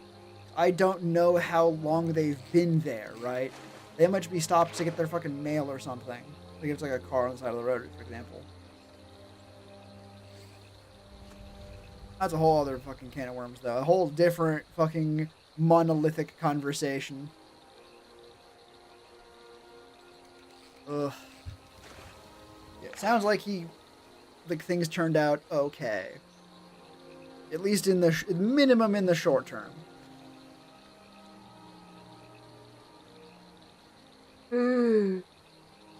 Oh, good. 3 for 3. The idea of, like, at what point is it not, like, well, what can you do about it? But also the specific idea of, like, well, that's what a lot of people say to themselves to not help. Occasionally, it is 100% valid. Right? A lot of it's 100% valid. But people will think of people will justify their own actions basically any time they can. Even if they say they're not doing it, they are doing it by saying they're not doing it, basically. If that makes any sense. Like, oh, well, I don't need to justify things because I'm doing it on purpose. That sort of thing. So, figuring out when is it actually, I can't do anything about this, versus people who go, well, I can't do anything about a thing they could actually do something about. And that's a whole other fucking monolithic conversation.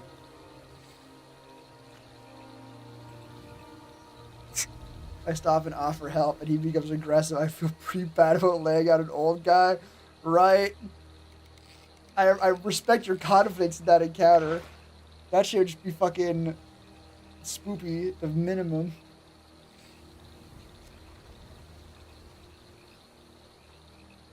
God.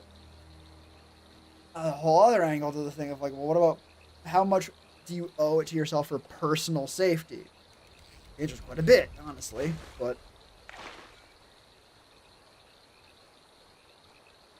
I mean, it's almost like these 3 fucking monolithic shapes under the waves we're currently passing over is like a large portion of what it means to have a society. A famously light and breezy topic of conversation. If it wasn't dark, I would have stopped immediately, but I didn't feel safe walking to a potentially volatile situation. That's fair. Like, yeah, that's just fair, especially in the States. If your safety is has a reasonable portion of risk, And reasonable here does not mean like, oh, well, if it's like a 50-50. No, it is any reason, even a decent single digit percent is like, okay, yeah, no, maybe you don't do that. Even if it's like, oh, because of 5% risk of my life to stop and see if things are okay. That is still a big percentage chance at that point. Right? Like, how many cylinders need to be in that fucking revolver before you're down to play a game of Russian roulette? That changed a lot of things, right? Put things in perspective now.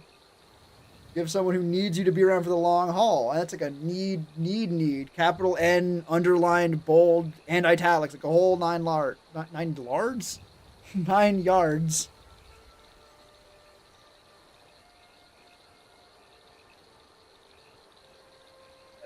Yeah.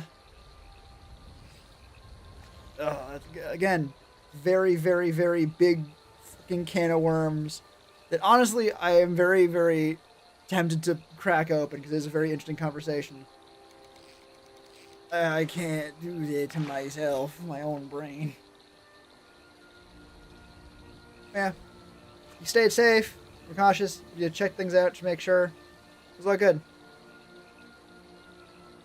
And in California, you don't stop and how people will rob you on the side of the interstate. Right. Yeah. That's a whole... Oh, good, another one. Well, like... The idea of keeping up today, like... At what point is it actual safety versus a perception of... Or I guess actual unsafe danger versus perceived danger? It's really difficult to use the Southerner. Oh, yeah. It's... I'm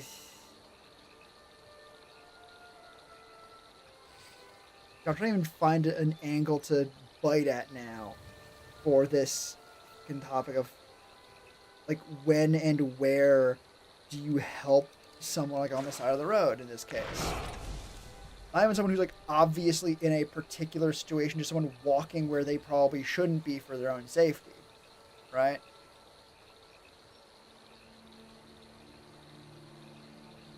Like if someone is on a busy sidewalk in open sunlight and clearly like homeless, like with a cup, like asking for money, like stopping to give them money is not really a danger to you, right? Or the odds of that being a danger to you are monumentally small because it is the most public place for that.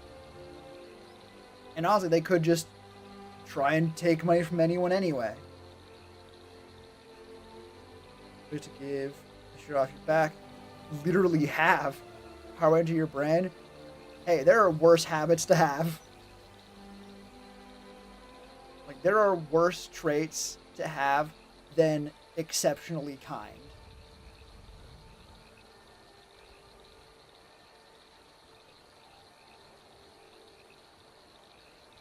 Honestly, much smaller metaphorical fish in this case, like the shapes in the water. But shirt off your own back is I think actually a very, very clean analogy, in large part because you literally can. And it is a not insignificant, like, personal cost, but also not an insurmountable one in most cases. It can be, but most of the time, you're gonna be okay. And that most of the time, I think, is important. Like, oh, it's doing good and helping people, even if it is really inconvenient and kind of uncomfortable. God damn it, Dovahkiin. Almost dude just chilling on the current. He wasn't saying anything. I sure was in tatters. Took my shirt off and rolled off my tank top. That's actually like awesome from every possible angle. Really, one, excellent way to help someone. Two, an immediate way of helping them a lot. But also, it's not an insurmountable task, right? Especially if you have a tank top on underneath, or a tank top on underneath. Really, it's not that big of a burden necessarily at all, especially compared to like what you could be burdened with. But it's still an incredible way to help someone. Oh yeah.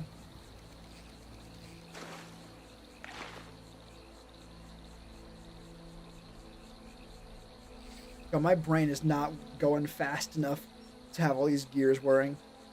Appreciative, it really was nothing to me, but it was everything to him. Right.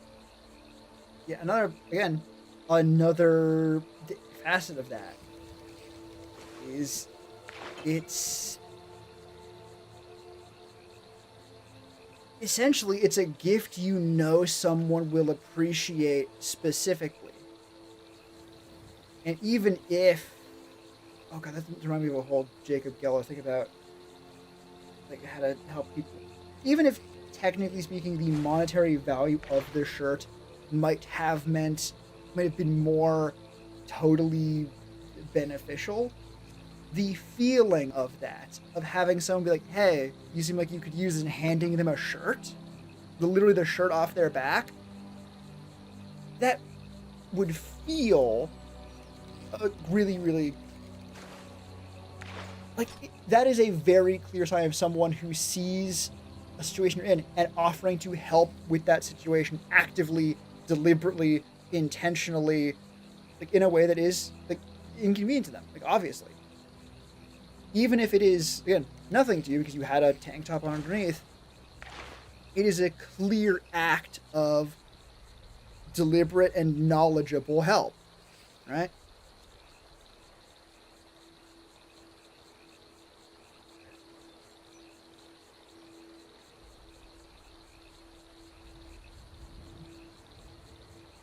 Brought so many different conversation topics that I wanted to chew on. Oh. Just get a list going. ADHD's fucking too bad for me to make a list at this point. Fuck me. Hang on, I have a notepad.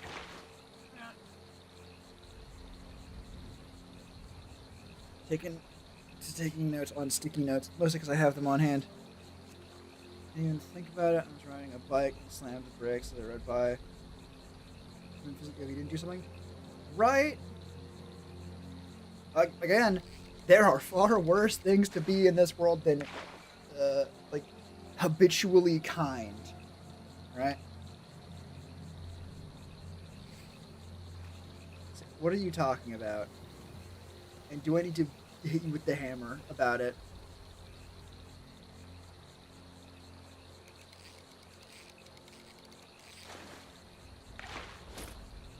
Choose your next post carefully. I hope it is context for what this is about. Yeah. I don't even know how to put into words, though. Actually, for like the list, like what is the particular conversation? You are judging us by our actions. Yes. You're calling me actor. Or Mia Santa. That wasn't what the list was gonna be about. It was gonna be like topics of conversation. Like, again, I was having trouble finding the actual words to even put them on the list. But no, never mind. My bad. I jumped to a fucking negative conclusion on that one very quickly. That is the bit is funny as hell. My bad. No, that's on me. I'll take it. I'll take the blame on this one.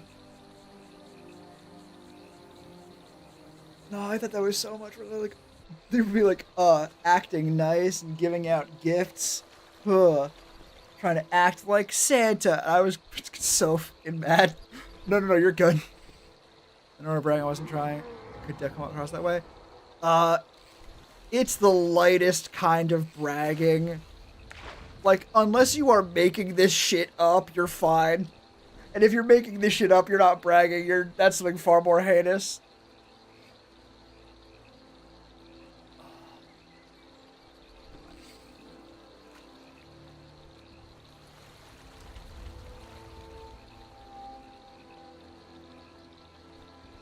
It's just like,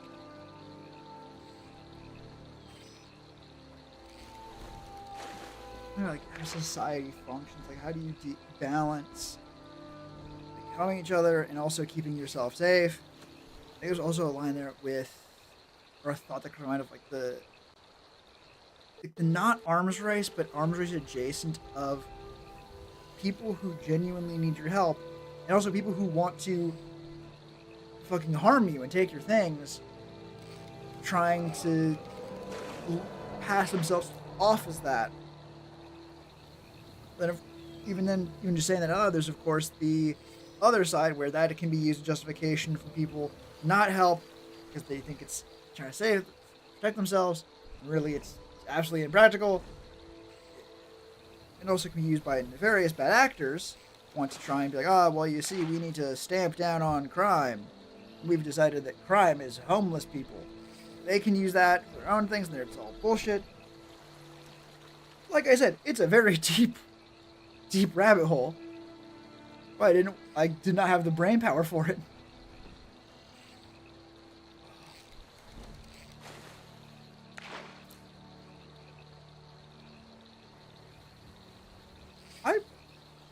This is a largely unconnected thought. Not largely unconnected, like a medium unconnected thought. But it was the specific thing, or the idea of the line, "We live in a society." It's a funny joke. It's a meme. There has to be more to that bit, like its original context. Is there more? It might also be a paraphrase of the fucking jonquil or whatever. Thought that a gas station in Hemet, California.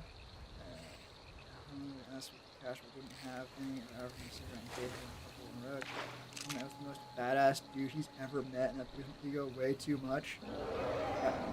Honestly, that is what is considered cool necessarily goes in and out of fashion. I do think, at least now, or at least for me, actually no, throughout large portions of history, and more broadly, what is considered like genuinely cool is being kind, right? It's really easy to be apathetic. It's even easier to be kind of an asshole, seems. But being even just remotely kind, I mean, think about it from his perspective, right? If that's the only thing he has to do, because it's the only thing he can do, really, he's probably asked a lot of people. The vast majority of them probably ignore him, say no. Having someone go like, "Oh, sorry, I don't have cash on me, but I can do this for you instead. I want to do something." That is badass. The homeless dude get walked all over in Cali. Yeah.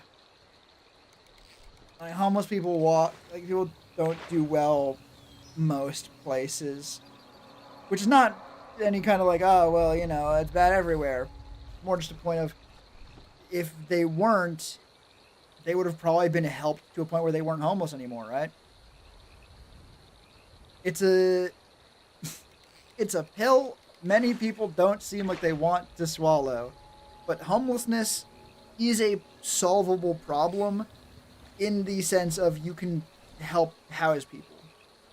Like, you can help people get back on their feet. It is a thing that is absolutely reasonable for society to do. And there's a lot, and there are limited resources. Even still, if you permit me to be so bold, I think you might be underplaying how exceptional your stories have been. even if these were the only ones, right? If these were isolated instances, that is still a lot more than I think a fair number of people do, or even think to do, right? It's a fundamental part of human nature is not fully understanding how where one sits on the average curve. Like, how does one compare to an average, or where do you sit on a bell curve, right? We typically think of ourselves as pretty standard, or perhaps more accurately, we think of other people as peers. I bought a couple extra coffees to hang out. They were convinced I'd poisoned it. I had to mix some with my cup and drink it before they took it. Right? Yeah, we sure do live in a society. But you only need to meet like one dickhead who thinks it's funny to hurt other people on purpose. And it's like, well, I'm not going to trust anyone offhandedly. Right? We sure do. We sure fucking do. Yeah, since weirdly, I think that's another example of people tend to assume that others are peers, or that we are closer to the average than we may otherwise be. Like, you think like, oh, well, there's limited resources, we actually can't help them as a society. I think that's not actually true. I think we do have the resources for it, and the powers that be just kind of don't want to. For any number of reasons, typically for an obvious one is out of sight, out of mind. I mean, God forbid, there sure are a lot of resources, or more than zero resources put into anti-homeless architecture, ain't it? That's a whole other can of worms. Not that it's not possible. Oh, not that we're not giving it. Okay, yeah, okay. I apologize. I misunderstood. But yeah, we as a collective aren't, which is a problem, because that's the whole point of living in a society. Because me and you and fucking like 50 other people might really want to help more substantially, but how many people can you pay to have housed? Probably not that many more than yourself. But if everyone is pitching in, it's like, okay, you need to buy or pay for a hotel room for one night once a year. And if enough people do that, someone is no longer homeless. Right? Now they have someone paying for a hotel room every night. That's not an irreconcilable cost for most people. Right? And that is, what, like a little under 400 people? And people in KY, I think people are on the frisk almost themselves. There's not really do nothing. There's so many. That has been said so many different times and it is true so often. The example that comes to mind most quickly, or the two examples, first is the worst people are always the ones who've never been punched in the face, which is maybe tangential, but it's also a very good line. But the idea that, for writing the quote of, evil in fiction is always so interesting, but evil in reality is always the most mundane thing. Or evil is always mundane and boring is another one. And yeah, it's...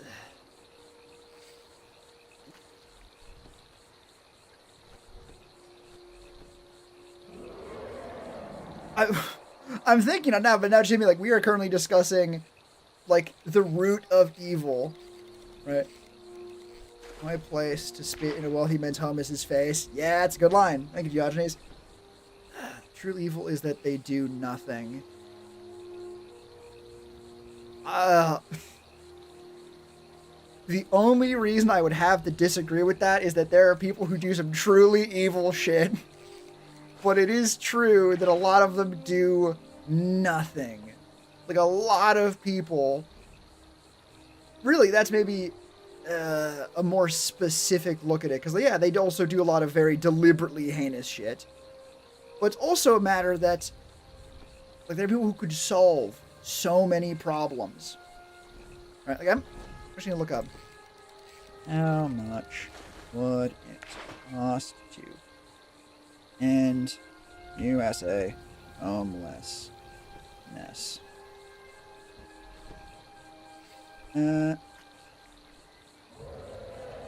National Alliance on Homelessness costs to provide housing first to all homeless shelters. This seems like a decent enough study. Housing First is a proven evidence-based approach to addressing homelessness. Our programs operating under First are receiving necessary funding.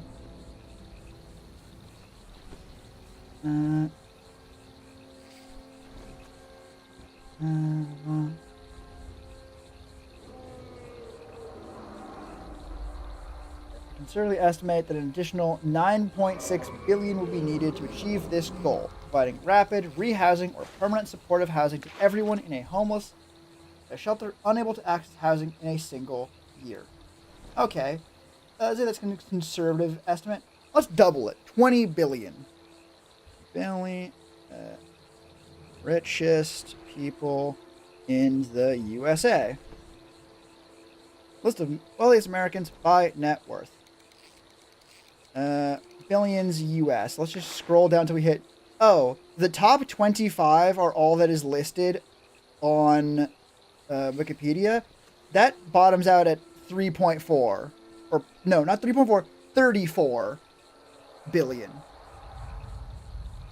So, they'd only have $14 billion left, you guys. They'd only have like 14 billion. Again, this is the lowest. Wait. Yeah, this is the lowest in the lowest of the richest, right? 23 could barely do it twice over with 40 billion.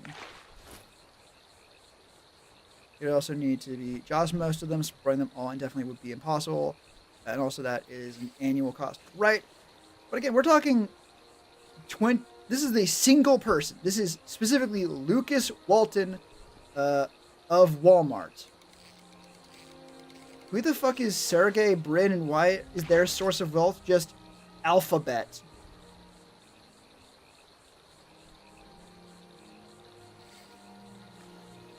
Whatever, doesn't matter.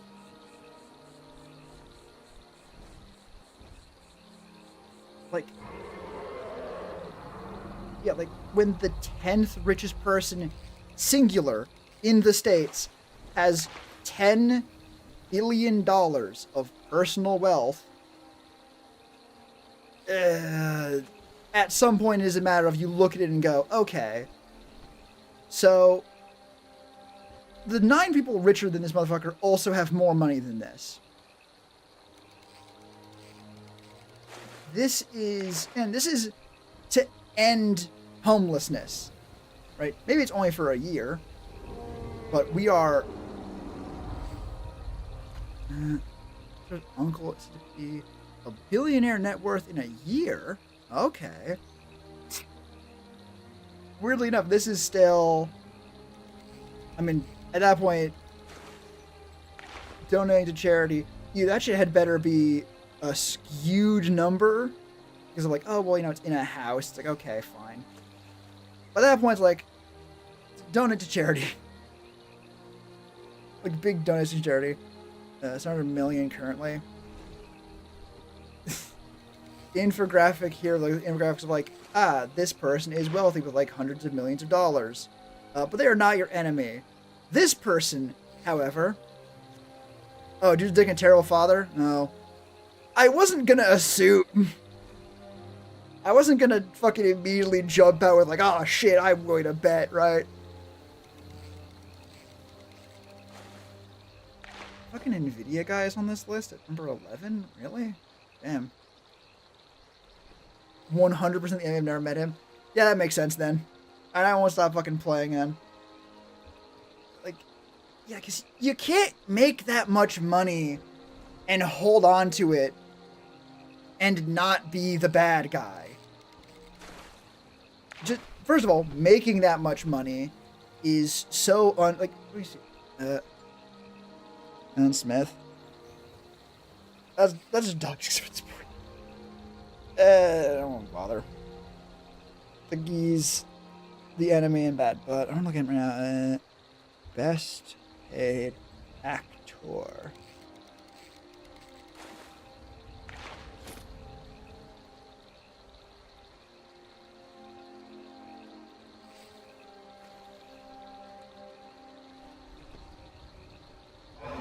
Yeah.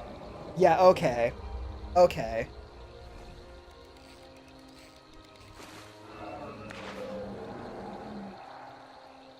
This is single production. Annual earnings. S. Yay.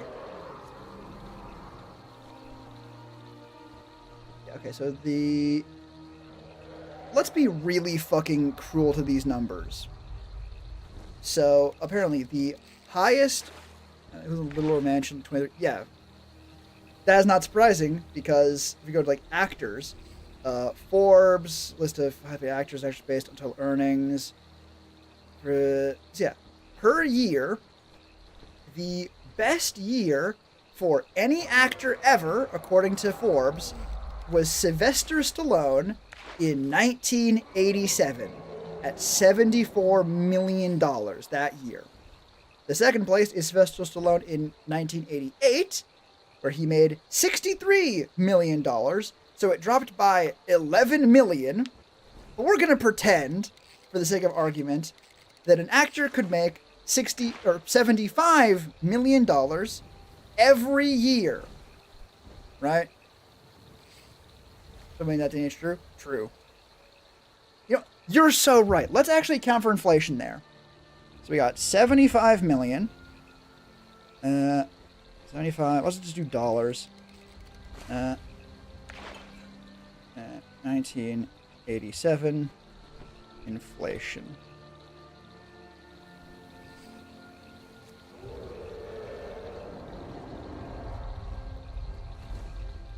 Holy shit.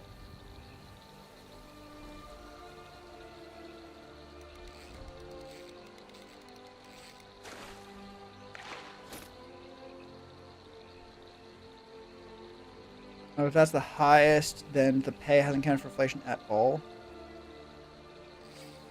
Oh, it's not like fucking commas in this. 1,000.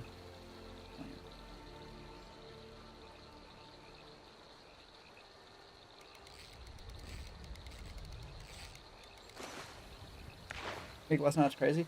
Let's be clear. It falls off a cliff. Again, 74 million is the first place. Second place is Sylvester Stallone the next year at 63.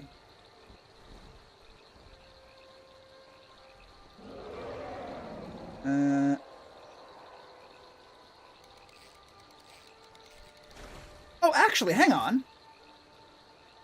Oh, no, this is by year. Okay. Okay, holy shit.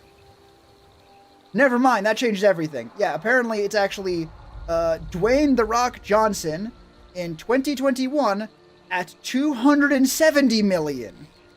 So I was just wrong.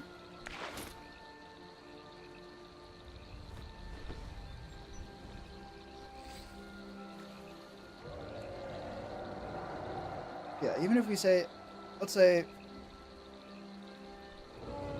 oh my god. Let's assume that doesn't surprise you, right? Like, notably, third, it drops out of the 100 millions by fourth place. Or technically fifth place, actually. Reese Witherspoon made 115 million in 2021 as well. Big year, I guess.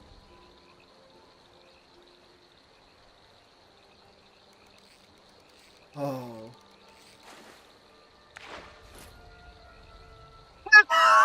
Oh, that is bad. Yeah, that is bad in question is, if, let's say, for the sake of argument, Dwayne "The Rock" Johnson, 2021, who has made, substantially more money in that year than any actor, himself included, has ever made, ever, in a single year. Let's assume that's actually the annual salary for an actor forever. Or that's not realistic. Let's say a nice, healthy career of 100 years. 100 years, back to back, the most money an actor has ever made in a single year. That's nice, easy math. $27 billion. Right? Wait, no. That's fucking incorrect. That's incorrect. $270 billion. My sincerest apologies. Yeah, that does actually put him barely above Elon Musk. Damn. Wait. No, I was right. I was correct. Shut the fuck up, me. I know what the fuck I'm talking about. Right? Yeah! Yeah, I was fucking correct! Also, yeah, it is wildly inconsistent. So, back to the argument, though. $27 billion. Right? That's a lot of money. This is the most an actor has ever been paid in a single year. It drops off like a fucking anvil. Again, the next down, 240 million. Then 175. And then 115. Then it's out of the millions. 100 millions, right? Let's assume that that's not how it works. That 270 is not a fucking, like, once in a fucking literal 100 years fucking example. No, it is the average annual pay for a 100-year career as the most wealthy actor to ever act in the history of acting. $27 billion does not even make the list of top 25 richest people in just the United States. Wonders a bit overkill. Clearly not. Clearly not. Clearly it's not enough. Right? An impossibly long career with an impossibly high average income does not even make the list. And these motherfuckers are not spending 100 years getting it. Right? I mean, God forbid. Mark Zuckerberg himself, third in the States, 181 billion. Right? Fucking almost 7 times more than our theoretical Uber actor, 40. So, a little less than half for almost 7. It's only 14 times richer than the richest actor even beyond theoretically possible. Like, we would need to make an actor just make them the fuck up. Just literally actually start pulling numbers out of our ass. We have taken the largest annual pay ever and just been like, yeah, that's every year for an impossibly long career. The point I'm getting at is nothing practical. This is more so just essentially the argument of, okay, how do you, like, who's the bad guy? And the answer is not actors. Clearly. At least not just because they're actors. Because you literally cannot be paid enough money to be the fucking to be that rich. $1 billion. $1 billion. Like, that is fucking absurd. How? Let's actually see. 270. This will be a bit off. I'm gonna count up the, like, if you just take the highest prices from the pays from each year, how many years do you need to go down before you get to $1 billion? Obviously, in 2021, there was probably someone else who was paid very, very much money. But this is a good enough estimate, right? These are still the most, like, the highest pay in a given year, right? I'm taking just the highest ones going down. So 270 up to 509, already halfway there. 684, 799.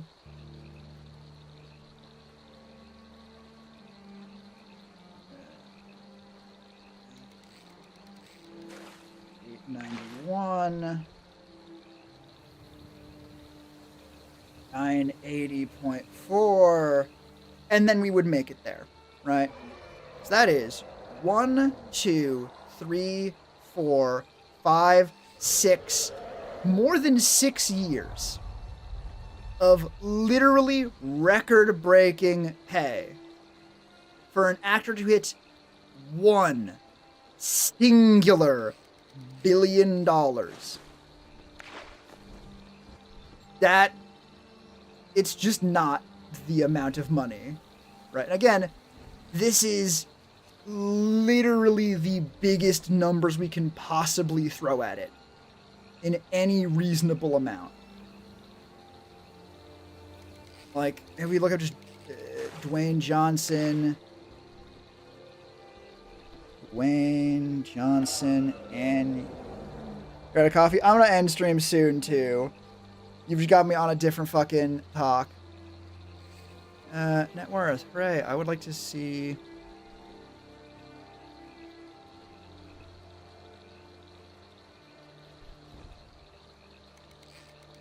Fuck it. We'll just trust celebritysalary.com or mywage.ca. Because it has a big number on it. It has a really, really big number on it.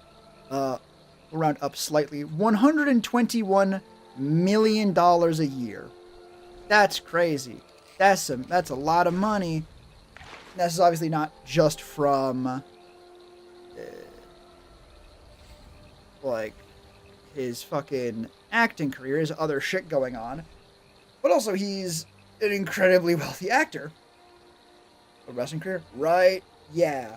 So this is again a very, very generous read of this. Like, we're not pulling our punches. Over 8 years, it would take Dwayne "The Rock" Johnson, or an actor like Dwayne "The Rock" Johnson, so an incredibly well-paid one, with other shit going on to pay him even more, to like a little over 8 years to make $1 billion. Apparently, his films have grossed over $11.4 billion worldwide. However, if those are the movies and what they grossed, at that point I'm looking at like that's just because the movies make a lot of money because they have to pay a lot of things. They're all amazing? Oh, really? I actually haven't seen, I don't think, any of his movies. I know the meme from the Black Adam one.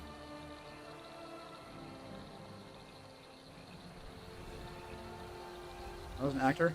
I do know he's a good actor. Like, he's a legit actor. Like a very, very, very good one. But yeah, like, again, I think I've said the point, but I've also talked in circles about it. This is the absolute richest, most fucking money-lined actor we could find in reasonably short notice. It's $100 million per year. It's a lot of money. It is an absurd amount of money, and it is very reasonable to go like, well, if they're not using it properly, that's pretty shitty, though, right? Correct. Again, if we take the 100-year example, 121 times 100, 12 billion. That's a lot of billions. That's a whole lot of billions. It's more than all these movies have grossed together. Not plus 2. Times 2.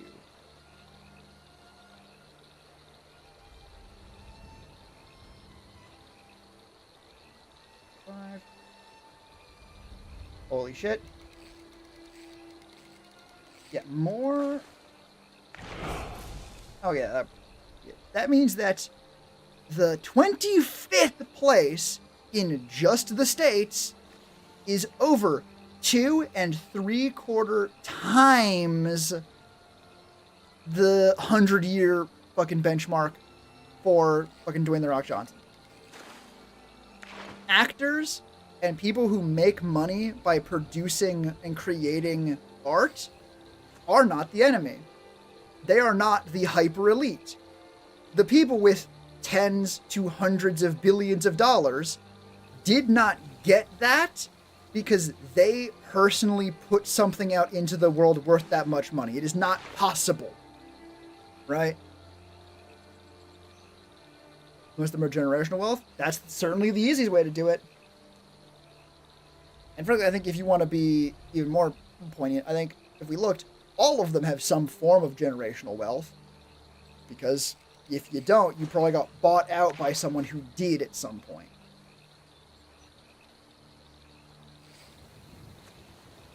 It's... I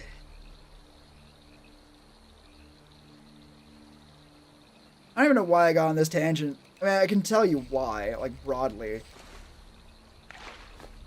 Well, that's just not true?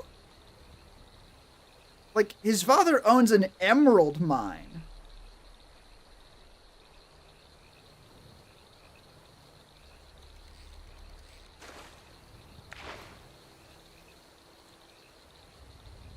You could be, and honestly, this...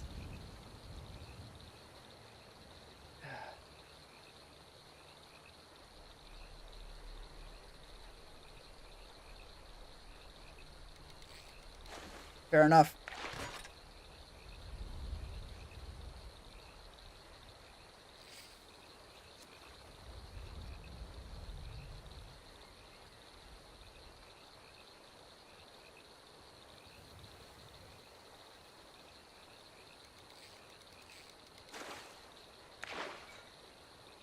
Like his father was, like, at the very least, trading in emeralds. Now, this is not an uncommon misconception of many incredibly rich people, because they love to spin the story about how they made their money, like, by doing it themselves. They made it the honest way. It's almost never true. Like, Elon Musk make his money. Wealth of Elon Musk. Excellent.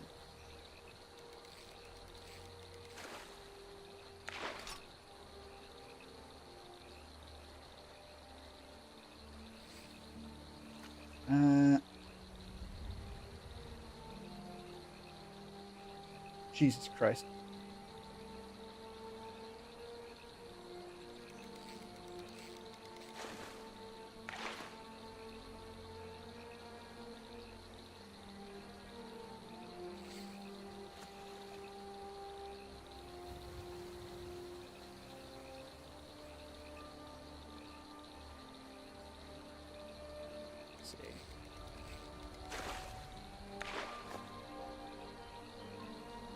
It's so funny. Wait a minute. Oh, wait a minute. Hold up. Wait. Wait. They're not really rich from my brief reading, but they lived very comfortably. Right? I found an entirely different thing. An entirely different, incredibly funny thing. I'm just gonna read this to you verbatim. It's about PayPal. Specifically, the company was originally established by people, later renamed Confinity, a company which developed security software for handheld devices. When it was no success with that, business model switched its focus to digital wallets. The first version of PayPal electronic payment system was launched in 1999. In March 2000, Confinity merged with X.com, an online financial services company founded in March 1999, so not the X.com you're thinking of. Founded in March 1999 by Elon Musk, Harris Fricker, Christoph Payne, and Ed Ho. Note, Elon is the only one there with his own Wikipedia page, apparently. CEO of CompanyX.com disagreed about the future scope of my channel and Harris left the company in May 2000. The year Musk decided that X.com would terminate its other internet banking opportunities focused on payments. Same month, Elon Musk was replaced by CEO of X.com, which was renamed PayPal in June 2001 and went public too. The first, I can see it mentioned. Elon is already a co-CEO of a fucking company buying out fucking PayPal. And not even this, he doesn't even stay the CEO of that company.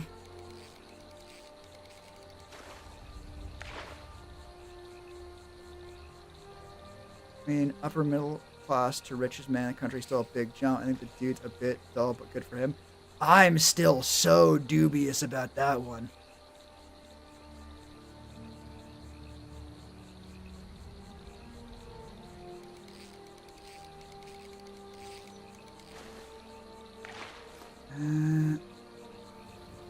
God damn, we're just gonna look at his actual Wikipedia page. Oh, I am not. Oh, hang on.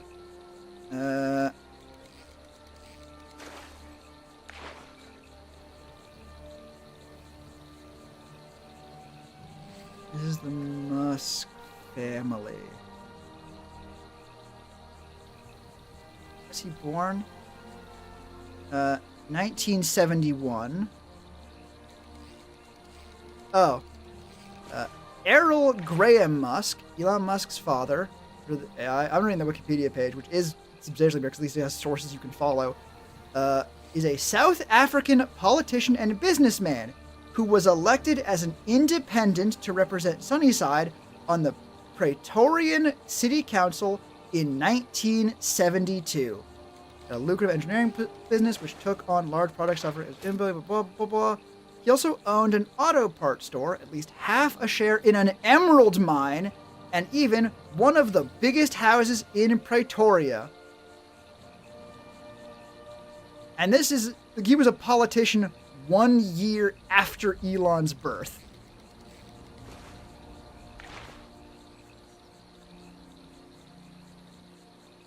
Like,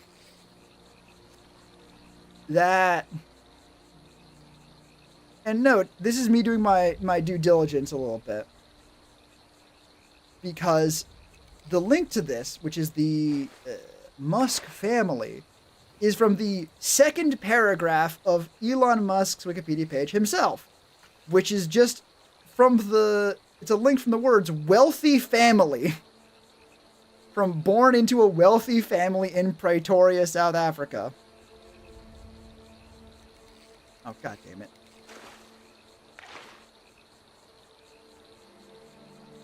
Have a share not translate to his company less than the U.S.? No, but reading the rest of it, Musk emigrated in 1989 to Canada as a Canadian citizen since his mother was born there. He received a bachelor's degree in 1997 from the University of Pennsylvania in Philadelphia, United States, moving to California to pursue business ventures. In 1995, Musk co-founded the software company Zip2. It was a company that provided and licensed online city guide software to newspapers.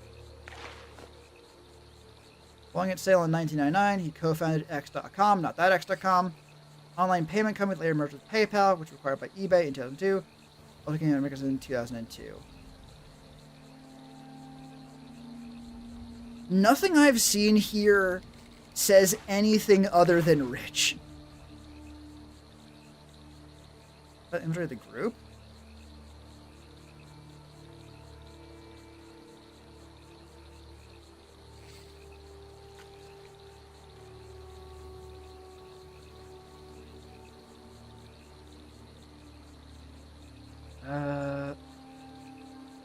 Where's early life?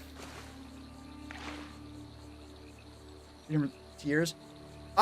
Correct.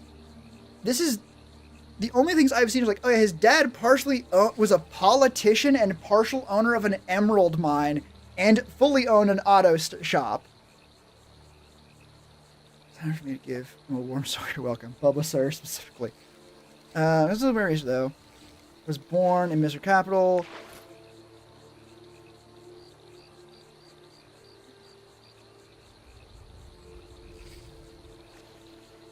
His mother, Maine, is a model and Dutch born in Saskatchewan, raised in South Africa, must therefore hold both yada yada.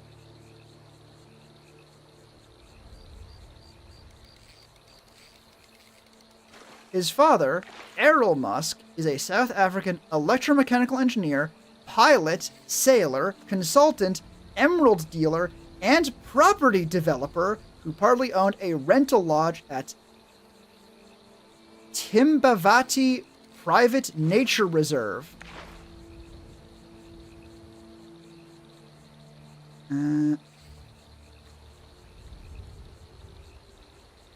He made.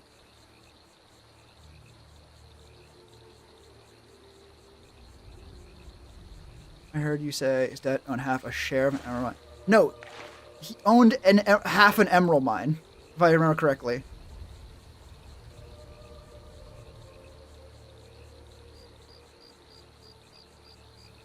Oh, have a share in. Okay. I'm still reading. Wait, just checking. You do know the text Chainsaw Massacre, right? I do know that. Do you know Bubble Sawyer? Also, why I'm still looking up Campbell. This is why I'm still looking up more of his early life to see if I can see anything that even hints at the like just rich instead of uber rich. In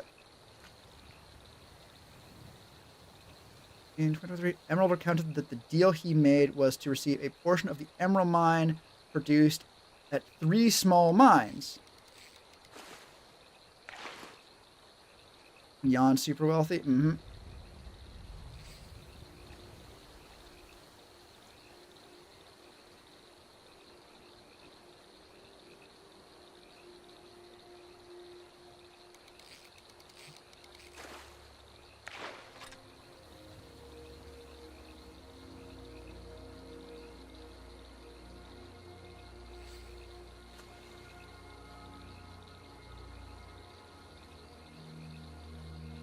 Huh.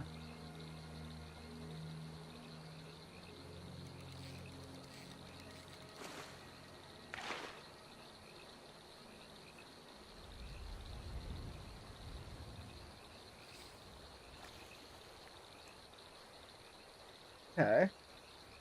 So,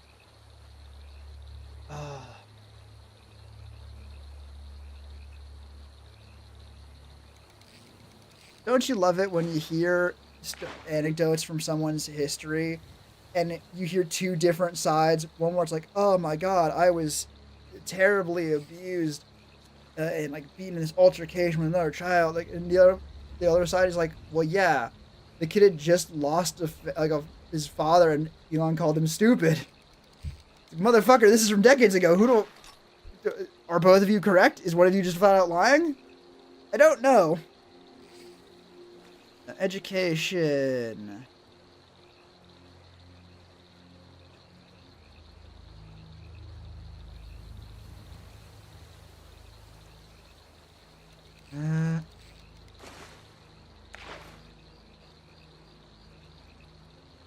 Okay.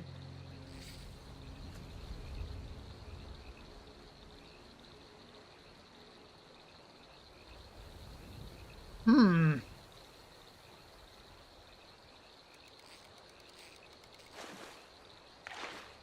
Okay. Oh yeah, from what I've seen, his time there was not good. Like I will say nothing against him there.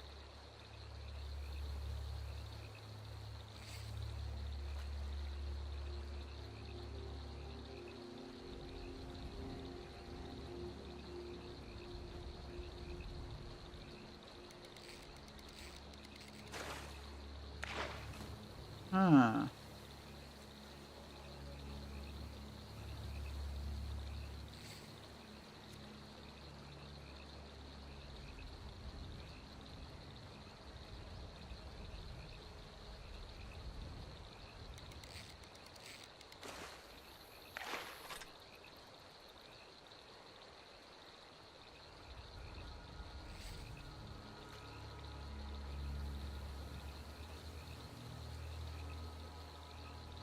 Maybe. Yeah, okay.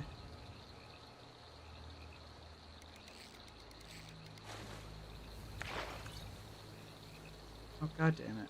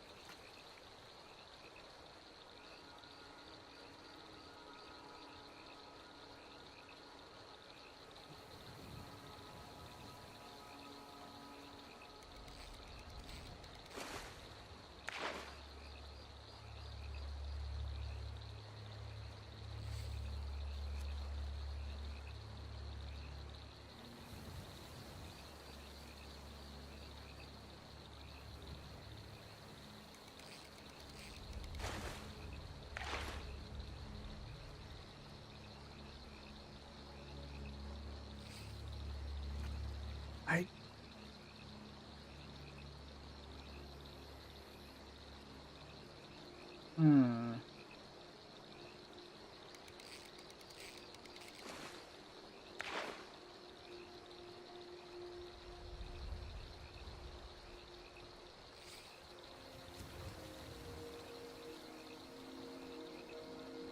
Wait, fucking SpaceX... Wait, in 2001, Musk became involved in the non-profit Mars Society and discussed funding plans to place a growth chamber for plants on Mars? University of PA. Where is the University of PA? Of Philadelphia? Apparently he threw ticketed house parties. I think that's the thing I'm sticking on, is it's saying he's going to a bunch of schools. I'm not sure it's saying how he paid for them.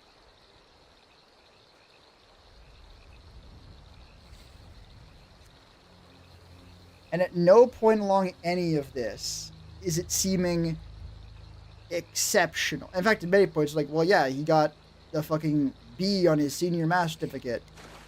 And, like, didn't do particularly exceptional in school.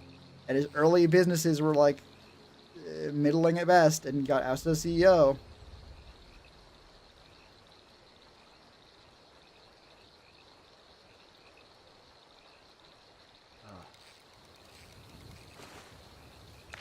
In 1999, Musk co-founded X.com, an online financial service and email payment company. The startup was one of the first federal insurance online banks, and in its initial months of operation, over 200,000 customers joined the service. The company's investors regarded Musk as inexperienced and replaced him with Intuit CEO Bill Harris by the end of the year.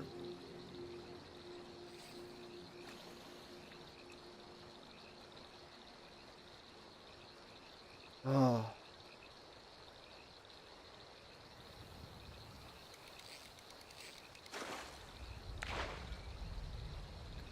In 2017, Musk purchased the domain x.com from PayPal for an undisclosed amount, stating that it had sentimental value. Yeah, and the thing is, I'm not seeing anything here where it's like, oh, wow, he really pulled ahead. The closest thing I can see that is not just inheriting some level of wealth, if we ignore the schools, is right place, right time.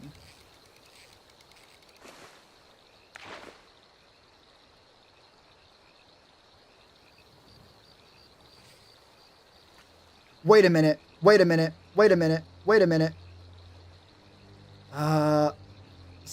In 1995, Musk, his brother Kimball, and Greg Corey funded the web software company Zip2 with funding from a group of angel investors. Head start. Right. To be clear, like, it's not bad that you were like, I don't know if that's necessarily true. Searching for these facts is important. That's why the internet's so full of bullshit, though, because it's very easy to just say shit. Things I found. Angel investors. I don't know what those are. The page I found is like, you have to pay for it. They housed the venture at a small rental office in Palo Alto. Replying to Rolling Stones, Musk denounced the notion that they had started their company with funds borrowed from Errol Musk, his father. But in a tweet, he recognized that his father contributed 10% of a later funding round. So he developed and marketed an Internet City Guide for the newspaper publishing industry at mass directed in Yellow Pages. And according to Musk, he was up all night coding 7 days a week all the time. To impress investors, Musk built a large plastic structure around the standard computer to create the impression that Zip2 was powered by a small supercomputer.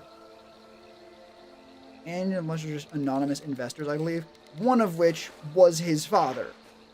And that's him admitting 10%.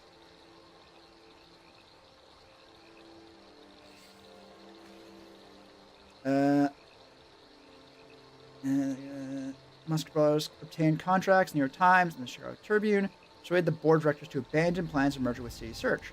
Musk's attempts to become CEO were thwarted by the board. Compaq acquired Zip2 for $307 million in cash in 1999, equivalent to $580 million in 2024, and Musk received $22 million, equivalent of $42 million in 2024, for his 7% share. There were 3 founders. It is a more complicated story than I was expecting. I would not be surprised if it got less complicated if we found more information, like, oh yeah, actually that 10% was more like 70%. But I also don't think that's necessary. I see angel investors, I see schools that I'm not convinced he could have paid for himself, and even if he did it through ticket house parties, which is dubious. Like, nothing here is exceptional. It took more effort than seeing, well, you see, it says he got a small loan of $1 million from his father.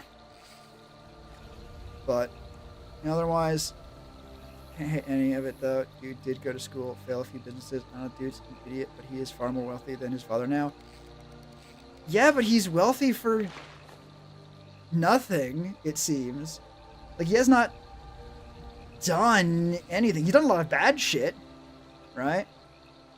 I'm sure he's wealthier than his father, but, I mean, if we want to talk about his wealth today, he bought the title of founder of Tesla. He did not found Tesla, he bought the rights to call himself the founder of Tesla. And, he ain't exactly been doing wonders for that side of things, has he? At least not him personally. We've seen what happens when he tries to develop a car by himself. It is... To call it laughably bad would be a humongous understatement. Like, motherfucker made a water-soluble car.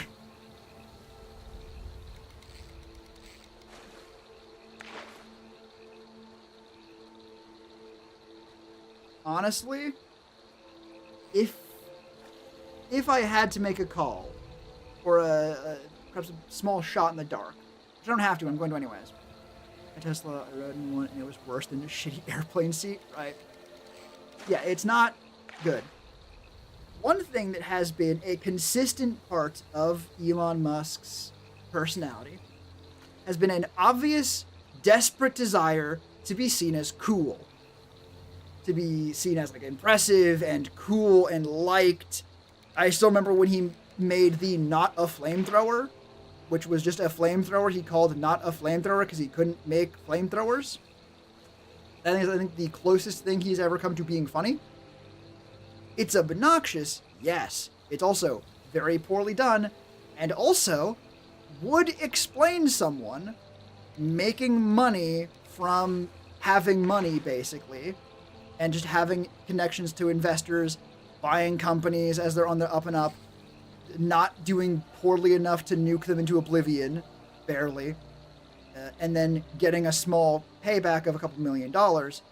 And just, have you ever heard the analogy that the American dream is like a carnival game? Like one of those ones where you try and pop balloons with a dart? And, I mean, he kind of high level in Valorant and Law didn't flop so hard he never streamed again. Yeah, that kind of desperation. But the analogy goes like, it's... Hi, Silver. Welcome. You've entered into an interesting conversation. Great. Good. Yeah, the analogy goes, the carnival game, the one you try and pop the balloons with a dart, most people that are like middle class get like a shot to do it. They get to try and make their shot, be an actor, do something. And some people do quite well. They get a nice job. They become a doctor. And some people strike it big. Some people become like super famous actors. They're amazing. Okay, well, this is a Silver. They actually rated it a couple times. They're another streamer. They're cool. They've been here 3 times. And they shake channel. It's neat. Yeah, pop the balloon. Hooray, the American dream is alive. They become a big actor. Rich people, and people with, like, the very wealthy, can afford to just keep throwing darts. They can keep throwing darts and keep throwing darts and put millions and millions of dollars into throwing darts until eventually they hit a prize they're satisfied with. That feels like what happened. He is constantly trying to be like, this is cool, this is great, this is, like, look at this cool new thing we're doing, this is awesome, this is a cool new thing we're doing, this is awesome. And it never sticks. It never works. And possibly, I think that's because he wants more. Right? Because for a little bit there, that was the broader perception of him. When Teslas were the first, like, big electric car thing, he was like, oh yeah, he's making cars. Ghost Rim Fishing. It's good for background. It's excellent for that. Yeah, like for a little bit there, people were like, oh, this guy's the electric car guy. That's really cool. And then he went and fucking blew it. Because he kept doing more and like, oh, look how cool I am, look how sweet. And eventually he had to make his own car. And his car had all of his own terrible, terrible ideas in it. And it couldn't even handle rain. Use some of that. Honestly, Skyrim fishing is incredibly bare bones, but it's still pretty fun. Fishing minigames are always good. Also, dartboards are really fun. Mostly because it's throwing sharp things. You gotta be okay to fuck up your wall, though. Or get, like, a big mat to put behind it. But yeah, like... Honestly, you can dig into, like, the Valorant example specifically of... I have never done it in Skyrim. It is as easy as hitting E, throwing out your line, once you have a fishing rod in the right spot for it. And when there's a fishing thing, you just hit E and it comes back in, it's fine. Automatic cars are the future. He just did it so terribly, and the American infrastructure is nowhere close to ready to handle it, right? Yes. That's the thing. It is the future. He got that one right. He just did it poorly. Noble to Hut, which is I really want to do. I never even got close to that in the modded playthrough. I really should have done that. I had enough fucking clay for it. But, yeah, it's...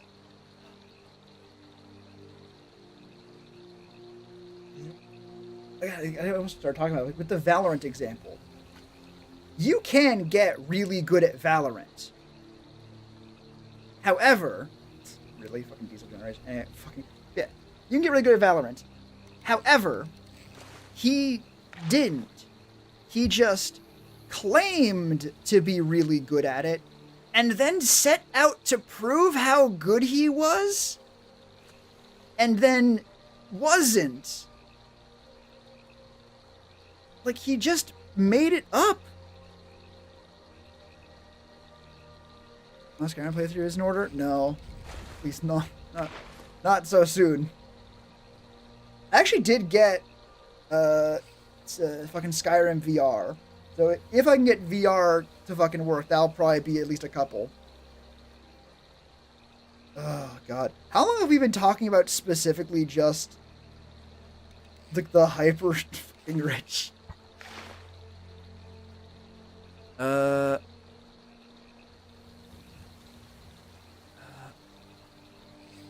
not too long. Just fucking... basically 40 minutes. Not too bad. 30 minutes, 40 minutes, but that's all the stuff about the hyper rich, I think. Was much a smaller part of that. Part of that.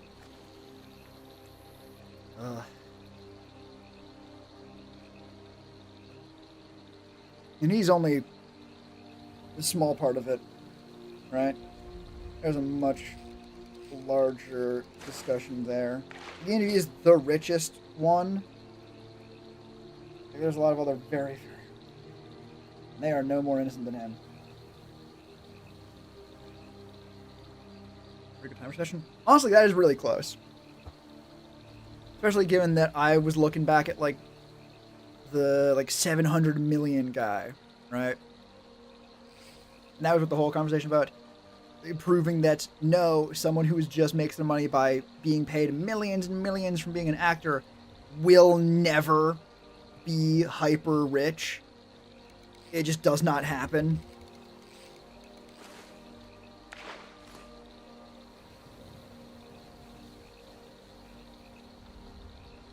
Oh my. This sometimes happens with chatting streams. Is I'll be like, oh, I need to fucking get off stream because I'm gonna fucking explode my brain soon. And then I get into like specific topics conversation, and then it's an hour later, like an hour and 20 minutes later. Whoops. Let's see something actually.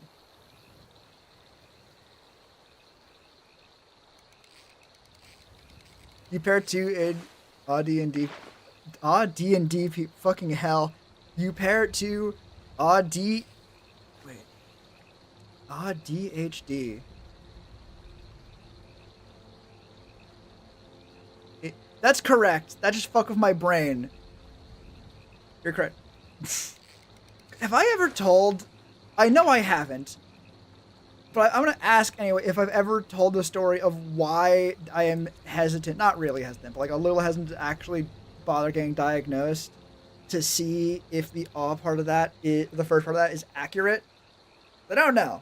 The bigger one is definitely ADHD. And there's reason to be suspicious.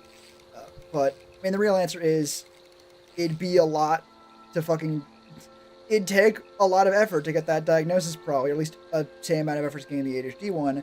And right now I'm still finalizing my fucking ADHD thing, ADHD dosage, so I'm gonna finish dealing with that first.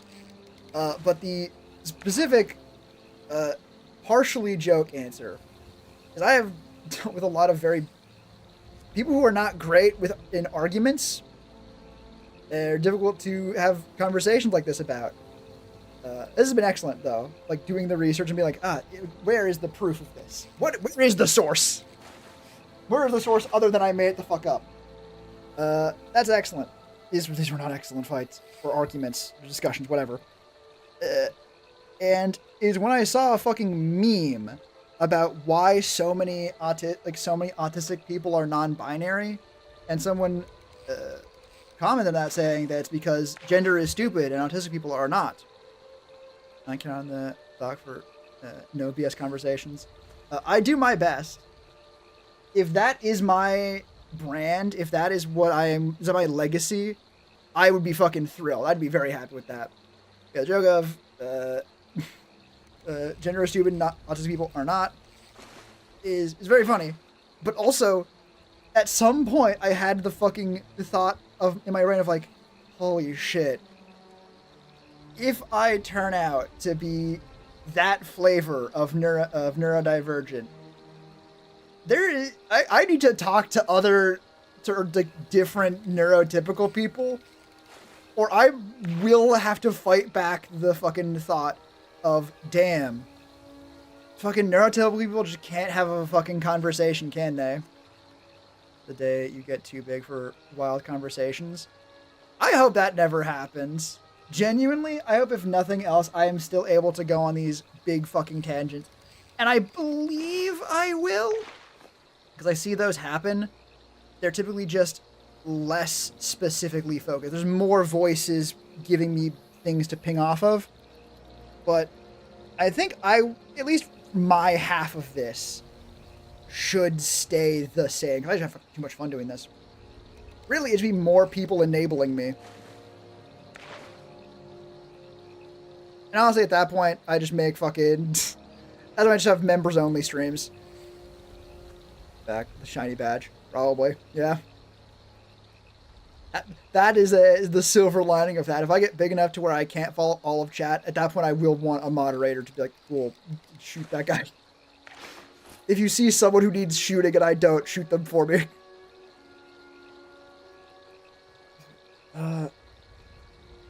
Oh yeah, the specific idea, like the concern that if I do get diagnosed for a bit of the tism, I will have no choice but to conclude that neurotypical people just are too stupid for conversation. I don't want that. I do not want to be that guy. I really desperately don't want to be that guy. So I need to have, like, hang out with more, like, neurotypical people. And to be clear, again, this is not a real concern. This was a bit. I have talked with plenty of neurotypical people, or at least not neurodivergent in that way, who are absolutely wonderful conversationalists. And it is wonderful having these nice, complicated conversations with them. It's great. Oh, but that was just a thought, and it's a very funny one, which is why I want to share it. But no, the real answer is, I don't have fucking time for that. I'll figure it out later, I guess. Logic, no deal, run on so much emotion, and it just doesn't make sense. That's probably an oversimplification, as many things are. But that is part of the why I had the concern. But I saw a lot of comments like, oh, yeah, these like, secret rules and things that are assumed. And the very common lived experience for autistic people, it seems, of asking for clarification on things and that being like some fucking big ass faux pas. That is, again, I do not think it is actually like a real thing, or if it is a thing, it is an averages thing. Like, oh yeah, this many autistic people will have this sort of conversational trend, but this percentage of neurotypical people. Anyway, we'll have this massive internal debates about things. Ask me, I'll just like do this. I will also have massive internal debates about things, though. Just different things, maybe, or possibly the same things. Again, not officially diagnosed with the tism. I'm just ADHD as fuck. So far. Yet who knows where we will go? Hopefully not more ADHD. I do not have many more dosages I can go up. Please. So very funny, we are officially at the point where the doctor is asking me if I want to split the dosage throughout the day instead of just getting a larger dose. But I'm already not able to fucking focus that hard for that long, just in general. Now tested in levels, you'd be level 1, it would change close to nothing. So you be treated with meds with that diagnosis. Right? Honestly, that's a whole other fucking conversation of levels of autism, different ways it expresses itself. I only saw one thing that talked about autism and ADHD being two actually pretty similar conditions. I want to look into that. And just being like, oh, treated very differently for essentially no reason. There's no practical one. Yeah. Conversations for perhaps a different day. God forbid we have more things to talk about. Have that conversation next time and enjoy that. We'll make that on the list. Conversation topics. Different forms of ism. Now, similar it could be to ADHD.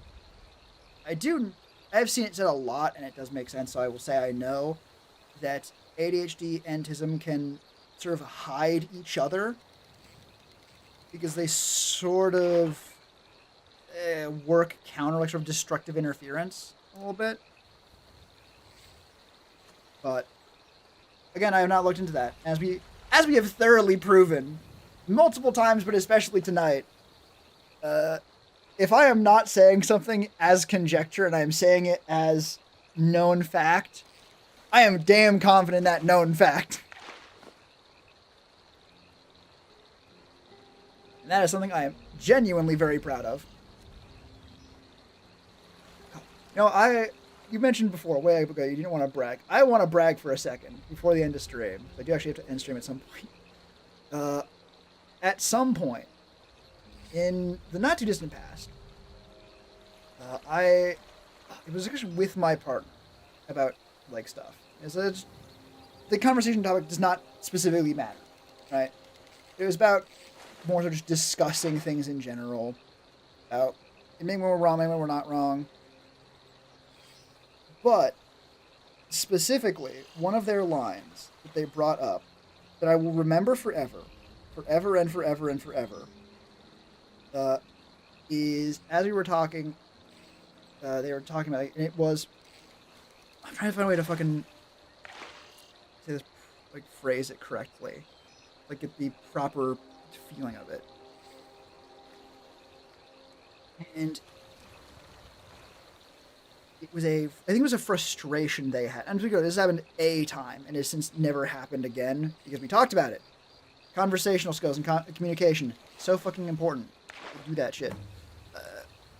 Everywhere. Everyone, everywhere, forever. But, in any case, it was frustration because it's like when we were arguing on different points of something, it was frustrating for them because it felt like it was not. It felt like very unfair and lopsided from that, I think. I'm trying to remember this because a very long time ago. I will just say the quote. It was not said in frustration, necessarily. It was said more so at like the end of the conversation, once we have like sort of sorted it out and like, okay, well, we can actually just talk about things and like have more open stuff and just be like, no, here's why this and here's why that. And it's been great since. And it was great before then, but this is a little hiccup. Anyways, the specific line that I will forever hold very dear, for forever, is when they said, like, to paraphrase slightly, whenever, like, I argue with you, or whenever they argue with me, whenever it becomes, like, an actual argument, like, it's like, they went, oh, I just lose. And having someone go, hey, and this is a very common thing, a very close adjacent statement, which is whenever we get into an argument, you don't let me win. Like, I'm never allowed, like, you will never change your mind. That was really not what this conversation was about. It was, oh, if we ever get into, like, a proper disagreement on something, I'm just going to be wrong about it. Like, we will have the conversation and you will end up being correct. And that is frustrating.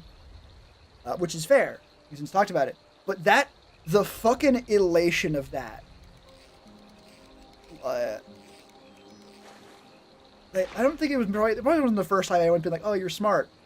But it was definitely probably the first time it was a big, heavy one of like, damn, yeah, it is. It's annoying how whenever we get into a proper disagreement and disagree on a point, you always turn out to be correct. Oh my god, that felt so. I'm gonna be riding that high for forever. And I will also use it forever to disclose the secret technique they don't want you to know about to always be right. The answer is be wrong. Be wrong fast and intentional and aggressive. Whenever, not like on purpose, say shit that you know is untrue. But if you're wrong about something, just look it dead in the eyes and go like, shit, I'm wrong about that, my bad. So many people, right? Posting the story, that was amazing. It's so good.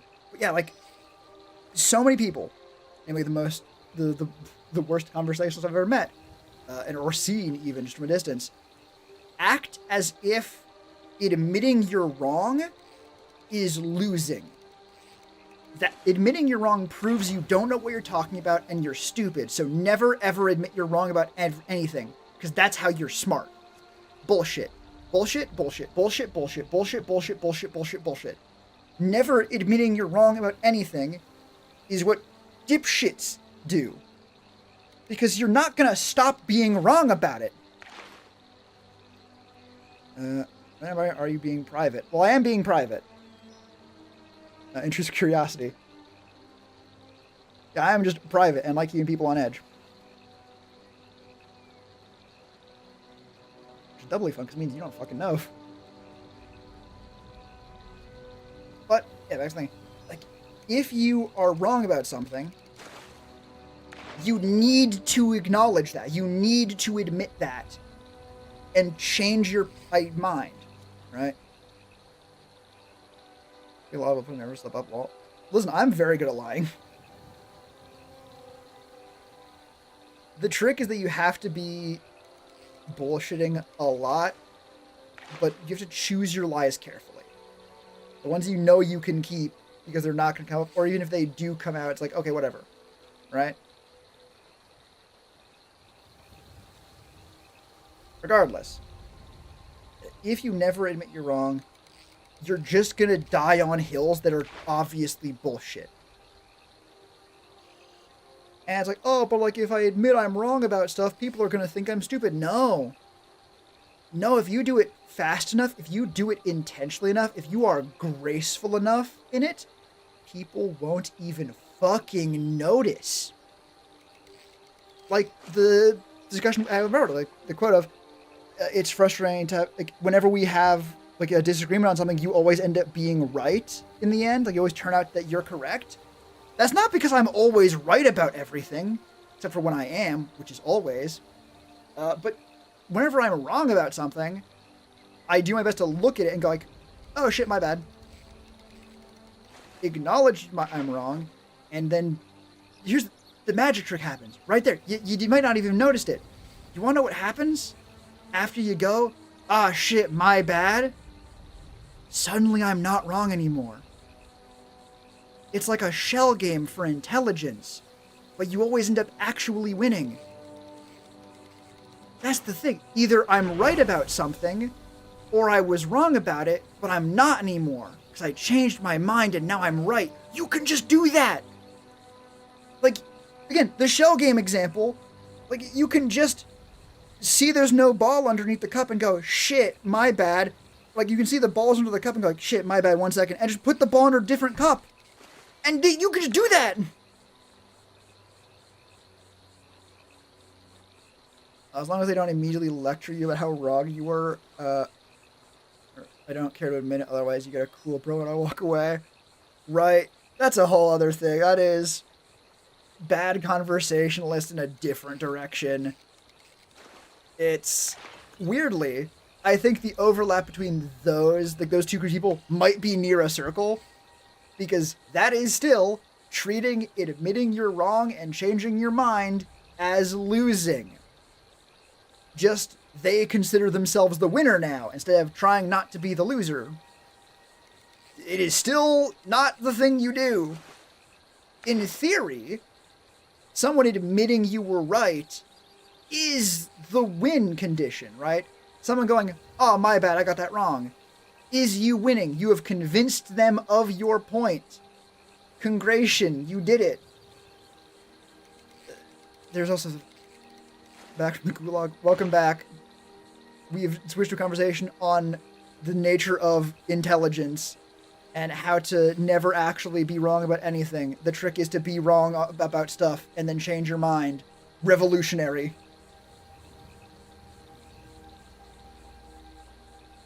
Me not smart. Honestly, if you just... being able to acknowledge when you don't know something is so... That was the whole point of what we're talking about. There's a... Hey, it's fine. I have my fucking hammer still. It's all good. But yeah, like, being able to admit when you don't know something is so that was an example that I forgot to bring up to this point. I'm sorry if that snap was really fucking aggressive to hear. No, just two different things. Right, and or adjacent, but don't give me another concussion with your hammer. I probably won't have to. But let's take two examples. Both people are not going to know what 2 plus 2 is at the start. Why don't they know that? Doesn't matter. They've been literally living under a rock. Maybe they just got it mixed up a couple years ago and never got it corrected and have just had it reaffirmed because no one ever bothers to fucking redo that in their head. Doesn't matter why. All that matters is you now tell them. The first person goes like, oh yeah, 2 plus 2 is 5, right? And then you're like, what? No? What the fuck are you talking about? Like, yeah, of course it is. And then you pull out a calculator and you go, 2 plus 2 equal 4. And they started for a second. They're like, wait, no, it's clear. Like, they count on their fingers. 1, 2, 3. What the fuck? Oh, no. Show me your work. But no. Like, they count on their fingers like, they're like, why the fuck did I think it was 5? How the fuck did I get that? What? Huh? Right, and like now we can all laugh at them. We can all joke. Fucking, the Forrest didn't know 2 plus 2 is 4. We all have a laugh at that. And they go like, yeah, I don't fucking know what happened. It's not a thing that comes up every... Listen, I did the math right most of the time. It was an instinct thing. I never really actively thought about it. It's fine. I don't know what was wrong. Right? This is funny. We can joke about that. Let's compare them to Dickhead. We got Forrest and we got Dickhead. Dickhead is also going to say 2 plus 2 is 5. And they are not going to change their mind. You will show them on your calculator 2 plus 2 is 4. And they will go, what the fuck is wrong with your calculator? Like, no. Like your calculator is fucking backwards. Like, what the fuck is wrong with you? Like, obviously 2 plus 2 is 5. And they just double down and double down and double down. There is no way to defend 2 plus 2 is 5 and not look like even more of a dipshit. Right? At some point, it's going to be like, oh no, it's not that you didn't, or that you fucked it up one time. It is that you physically cannot know what 2 plus 2 is.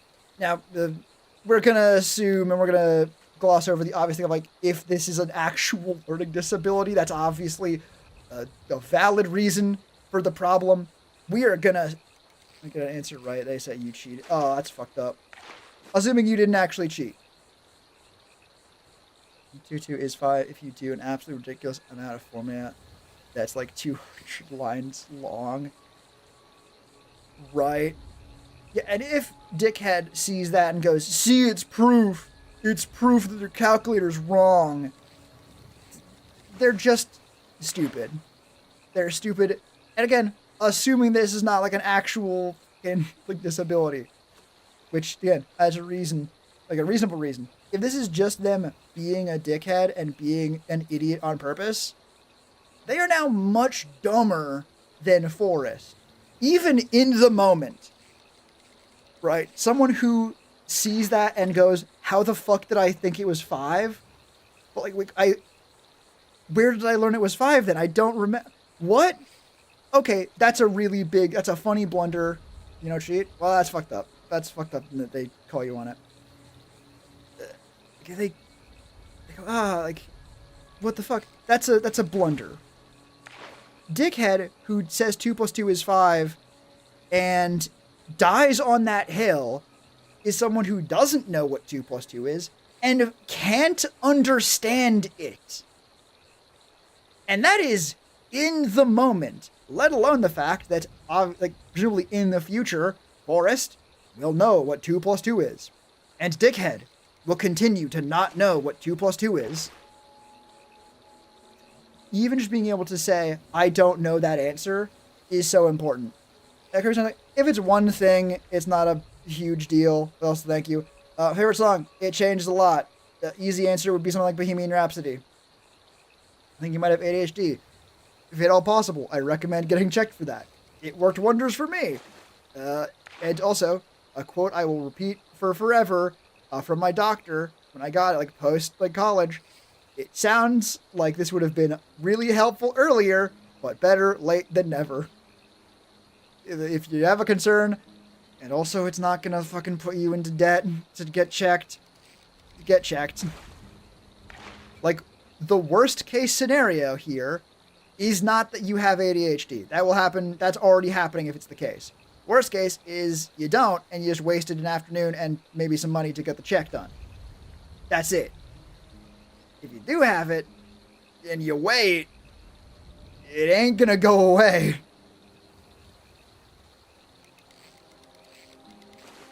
Oh, hey, remember when I was gonna fucking end stream like an hour and a half ago?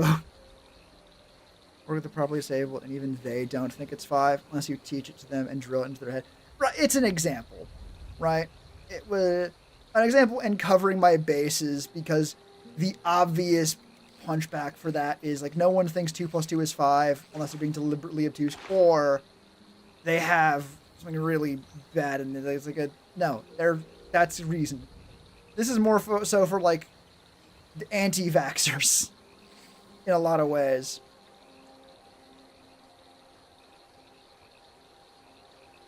You didn't like the word? I tried to send that 4 times. Really did. I can understand why, but if that is worse than it looks, I am also gonna be blindsided by that. But I do think, I mean, it's accurate. That's a whole other conversation of different languages and what is and is not okay, and how you kind of need to be in the group to know what is okay or not. You know, I'm just tired as fuck. Possibly. But again, if you can get checked and it's not a huge inconvenience, or not a huge burden on your life, inconvenient is fine, at least temporarily, then yeah, get checked. Get checked and make sure, because again, worst case is that you wasted your time. Best case, you caught something earlier and get to go through more of your life to be able to solve the problem. It's like if you needed a wheelchair to get around, but you spent years and years of your life just crawling places and being like, well, I don't know, I don't think anything's like wrong. I just think I need to like focus. It's like, no, you need a wheelchair. You don't need to crawl. I changed 4 different things in the message, and taking the D off head is what fixed it.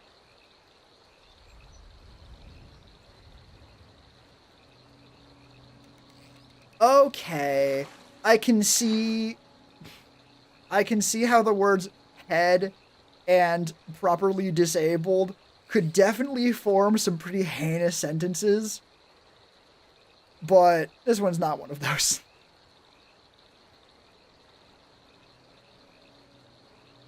Trying to milk the hell out of your winter break. Oh, fair. No, I get that. I understand.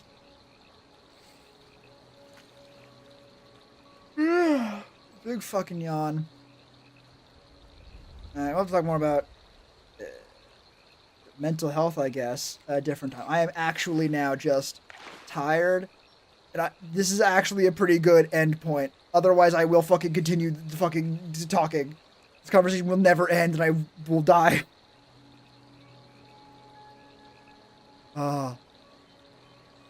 I mean, I at least now thoroughly, this is not the first time, but now thoroughly understand why just chatting streams are so fucking popular. I'm gonna speak forever? No!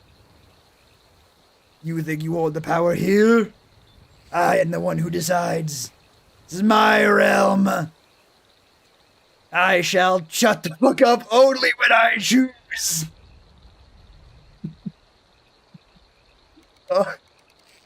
Yeah, this chat streams are fucking funny as hell. I get to focus 100% of my attention on being a fucking idiot.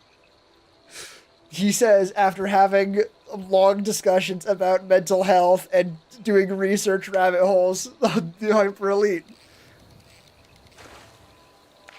Social interaction, and my IR friends are always busy. We have been talking for hours. If I was going to be talking more broadly, then yes, this is fucking great for that.